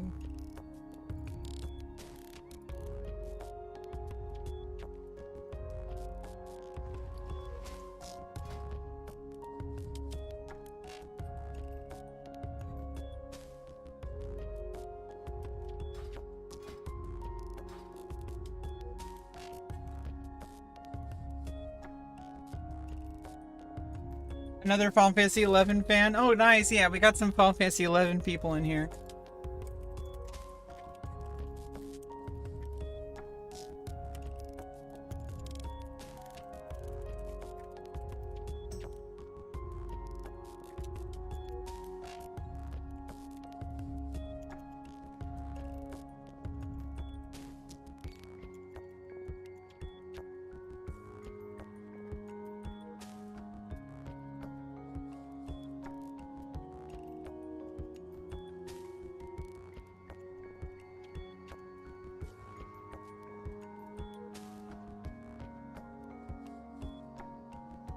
Yeah,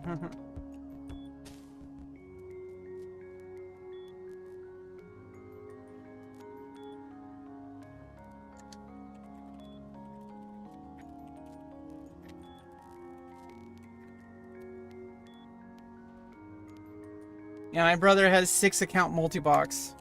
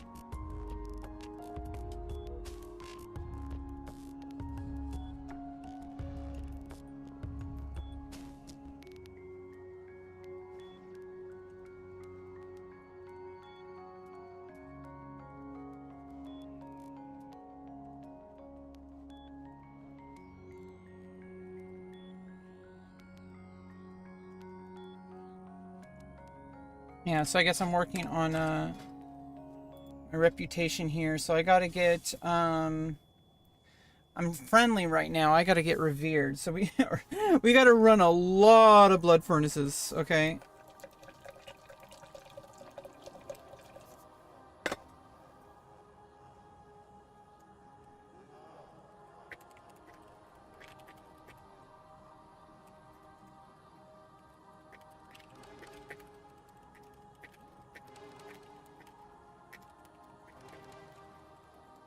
Looking fine. Hey, what's up, DopeCon? How you doing? Yeah, so basically we did a blood furnace today. We didn't finish. It was unfortunately, but you know what? We showed up. We tried. I used up some of my rested XP, but we didn't use up all of it, so you know, we got like 45% left to level 62, so you know, I do want to try to come back more often. But we just showed up today. We streamed for 2 hours. I did one dungeon. We had to bail, but you know, they all left. The shaman just literally ran into the room with all the mobs and wiped us. And then everyone left after that. They're like, screw this. Like, the shaman is just like trolling. They were you know, we were trying to do well with the fears, like, but the warlock kept fearing them. And then they would run into the other room, and I'm like, that's why I was pulling into the hallway, bro. Anyway, that's just how it goes sometimes, especially with randoms, okay, so. Plus, I'm not that great either. So, I'm trying my best to hold thread. I'm doing my best. But, you know, I'm not a paladin, I don't have easy mode. Okay, okay, I gotta work for it. Because I'm a warrior, not a paladin. I don't have like 3 buttons I press. Okay? I gotta use my full toolkit to actually tank. I feel like warrior does it better, but I'm not there yet. I'm not there yet. I got a hill to climb. Yeah. Anyway, let's I'm gonna close out the stream. I got stuff to do today. Yeah, I appreciate everybody for being here today. Like I said, there's a lot of stuff that we talk about that, like, you know, I have some things moving forward pretty soon, and I think it's fine that I'm just like doing a couple of random things. Like, I am drawing when I can. We need to do another art stream. You know, I've been drawing even when I only have a few minutes. I drew this in like 3 minutes. I try to keep a heartbeat, because honestly, even if I was doing nothing, even if I was doing absolutely nothing, just waiting for this housing thing to work, I would be just fine. I'm not required to be constantly pushing every single skill I have. I don't have to be reading a book in Spanish. I don't have to be streaming. I don't have to be leveling my World of Warcraft character. I don't have to be drawing, you know. I don't have to be studying chess. Okay, I don't have to be working out every single day. I did 15 squats this morning and a deep squat. Okay, I don't have to be doing all this, and yet I am. Even during this, You know, this the very end of the very end of this long waiting process. It's about to finish. I'm crossing the finish line pretty soon. And I'm just kind of a little scared because I feel like I'm just standing still. But honestly, even if I just completely stood still, even if I completely stood still, that would be perfectly fine anyway. I can wait until I can stabilize. But I'm not just standing still. I'm going above and beyond. So, get off my back, Rebecca. Oh, okay, I will. I'm talking to myself. Thanks, mods. That was me. I'm the only mod. You understand that, right? Nobody can... I have not found anybody who can mod as fast as I am on my channel. Because I know things about what my stream is. Like, I would have to train somebody. Like nobody's at my level with moderating my stream. I don't even know if if adding somebody as a moderator would even be useful, because I do it faster. Like, I mean, I am like the showrunner here, you know, like I know the environment I'm trying to make, and that changes too. Like, sometimes I allow things to go unmoderated if the context allows it. Like, 'cause certain contexts, I do allow people to like have like discussions that I normally wouldn't, but then other times I don't. So it's hard to like it's hard to expect somebody to be able to do that, except for me, because I'm the one who's controlling the stream. You can smell trolls a mile away. Yeah, but here's the thing: is sometimes I'm not 100% sure if they're trolls or not, and sometimes like it's actually better if I don't time them out. You're trans too? Yeah, I understand that, but I have my own vibe I'm trying to make, and I don't know if I'm ready to actually add somebody as a moderator. I mean, maybe. I don't know. I don't know. It's hard to trust people. Maybe I need to get over that, but I have enough trolls that I've had, you know, I first of all, I'm going to believe you that you are trans and that you have good interest, and that you have my interest in mind, that you're a genuine person. But I've also had trolls that pretend to be something they're not. So I'm trying to like calculate like what the risks are, and it's like, yeah, people come in and they just say like, that's a dude, or nice Adam's apple, bro. I'm like, dude, you can't see an Adam's apple, and it's no different than any other woman you'll see. Like come on. There's women who have bigger Adam's apple than me. Like, Jesus Christ. They're delusional. I am never misgendered in public. Like, people don't work that way. The reason why they misgender me is because they know I'm trans and they're transphobics. You can limit mod patters so they can't take over. Yeah, I mean, I guess if somebody's getting timed out like, you know, immensely, like, I mean, I don't know. I'll figure it out eventually. I guess, yeah. Yeah, let me just add you as a standard moderator. Yeah, there we go. 1.3. Yeah, we're actually at 1.3k. We just reached 1,300 subs. We're growing. You know, like a few months ago, I was at 800 subs. We're approaching 1.5 thousand. Yeah. You know, I can't wait for that 10,000.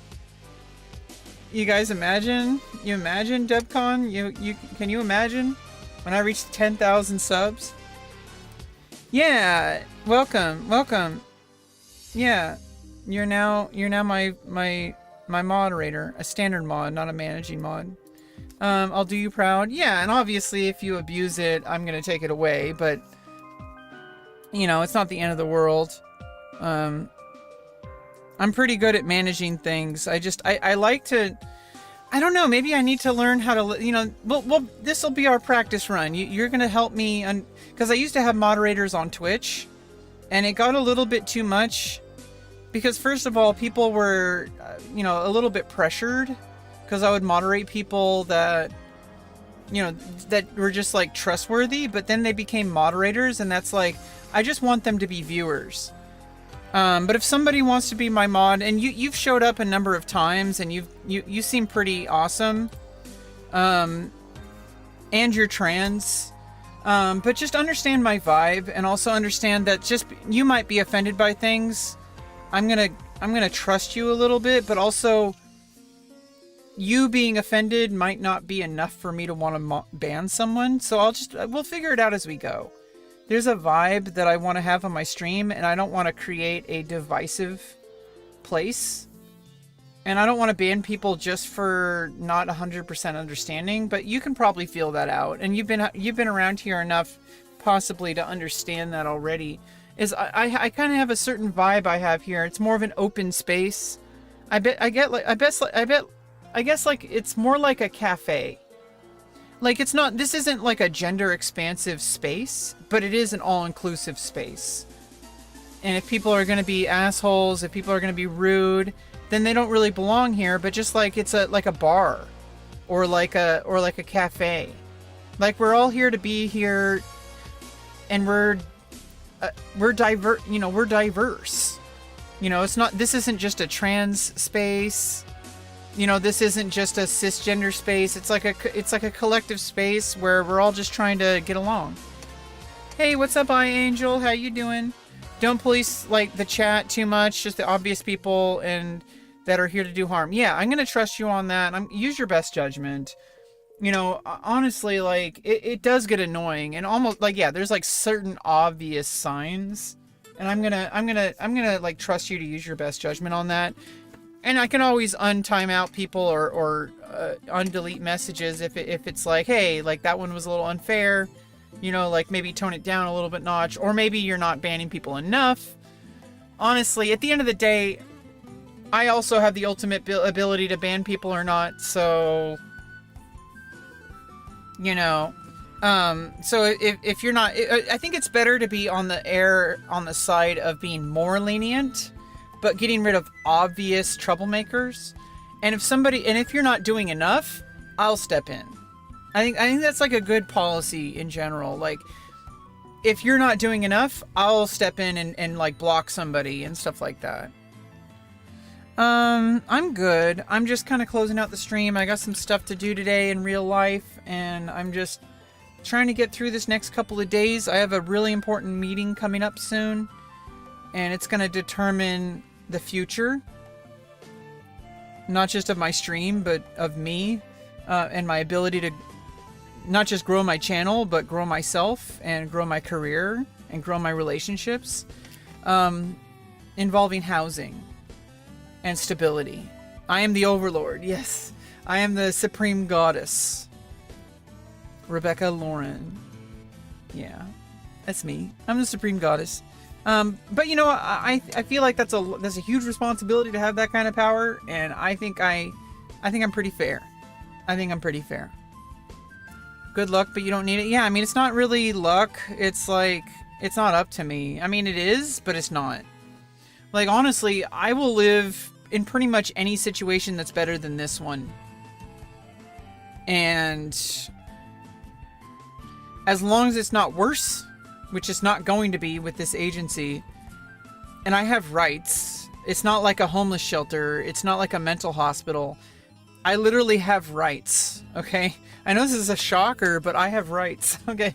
And I'm not aware of those rights at all the time because I have not really had the opportunity, and sometimes I'm not aware of my own rights. That's kind of how bad it is. I've been kind of tossed around by society for my entire life, and I'm not really aware of what I'm actually entitled to. And that's really scary because I'm a 38-year-old woman. I've been an adult for 20 years, and yet I don't understand some basic rights that I have. That's scary. And people will take advantage of that, and people have. I don't know if it's like at a criminal level, and obviously, statute of limitations and all that. And I don't even know if it would go anywhere in a civic lawsuit anyway, but not worth it. I don't even have that kind of money, so it would have to be pro bono, and what would it solve? It wouldn't solve anything. My best bet is to just move forward with the people who have the resources to help me, and utilize those resources moving forward, and understand and learn that I do have rights. and that people trying to manipulate me and people controlling me, not just like literally, like emotionally also and psychologically, those people don't have power. The only reason they had power in the past was because I allowed them to. And I've been learning that I have rights, like, more and more. And when I get this new housing situation, it's going to be a little bit of a mismatch because I'm going to have rights I wasn't aware of. And people are going to point that out to me because I'm not alone. I have a case management. I have people who are looking out for my legal rights. I have people who are going to point things out to me. And also when I do things wrong, too. So there's going to be like a conversation. It's not going to go immediately to the like worst possible outcome. It's going to be like, hey, we need to have a conversation about this. Let's fix this before it becomes a problem. Either from other people treating me or me actually mistreating other people too, which is less likely, but it could happen. And it has happened in the past. Most of the time I've been gaslit into believing that I'm the problem. And so I internalize that and I have overcome a lot of those problems. But it's almost like I'm gaslighting myself into thinking I'm the problem when it's actually other people who abused me. And I have a hard time differentiating between that. It's really hard because I could just be like, oh, I'm fine. Everyone else is the problem. But that has its own set of problems because what if there's certain cases where I literally am the problem? And if I don't know how to differentiate those, I can become a problem too. And so like there's like a balance, right? Some people, some things, and a lot of things actually, the vast majority of things that have happened to me in life that were negative, the vast majority were because of other people who were manipulating me. There were problems I caused, but the vast majority of those were other people trying to get away with mistreating me. And I've been trying to escape that. And even though I'm technically like not in their control, I kind of am because of my lack of opportunities. But they're going to change all of that. I'm going to have power that I never had before. I'm going to have legal rights that I never really realized I had before. I'm going to have housing that isn't determined by somebody who can decide my fate in a snap of their fingers. I'm going to have actual safety nets that I've never had before. And it's going to be a shock. I think it's going to take a little bit of adjustment. It might take a long time to adjust. Because I've never been in this situation my entire life. Especially my entire adult life. But I've never been in a situation of power my entire life. Where I don't need my family or random people to decide my future for me. I mean, they are random people, but like there's legal structures. There's systems in place to protect me. I've never had that before. I've always been on my own, and I was relying on the kindness of other people, and that can change in a millisecond. And I've always been like, okay, I'm just one bad conversation away from being out on the street. And in this situation, this is like the best I could get where I'm not going to be thrown out just by somebody else deciding. Like, as long as I don't get evicted, I can stay here. But this situation is terrible. There's mold. There's mice now with like, I can actually get sick from like the mice droppings. They have like bacteria and stuff that gets into the air. The toilet does not have a water seal and sewage just gets into the air. Like my dad is an alcoholic. He doesn't clean the house. The whole house is a mess. You can't really fully see it here, but like this whole house is a mess. It's so hard to organize. It just falls apart. I can't function here. I need room to fly. I need to spread my wings and fly. I'm like a fey creature. Like a beautiful dancing, flying, like fairy angel creature. And I've had my wings tied with a rope and I've been shoved into a cage. I need room to fly. And that's going to happen pretty soon. And it might not happen like all at once, but I feel like the next chapter of my life is going to be a very meaningful one. I've already gotten all my surgeries, so now I'm not bound by any of those kind of limitations. I'm not bound by literal, like, I need surgery before I can move forward. Like, the dysphoria stuff is dealt with. The only thing left is, like, you know, the normal, like, social dysphoria because of, you know, fucked up society and transphobes. But honestly, you know, that was going to be the case no matter what. So I am happy in my body now. I love my body. I'm exploring my sexuality. I'm exploring my identity. I'm exploring, you know, what it means to be a woman. But I have, like, a part of my life that has been caged. And it's about to be uncaged. And it's almost like, if you've ever seen those videos of, like animal shelters who have had, like, animals that, like dogs, who have lived in confinement their entire life. And they've been mistreated. And they finally let them out of the cage. A lot of the times they don't even know, they're too scared to leave the cage. That's what it's like. You took out a spider's nest in my shed? Nice.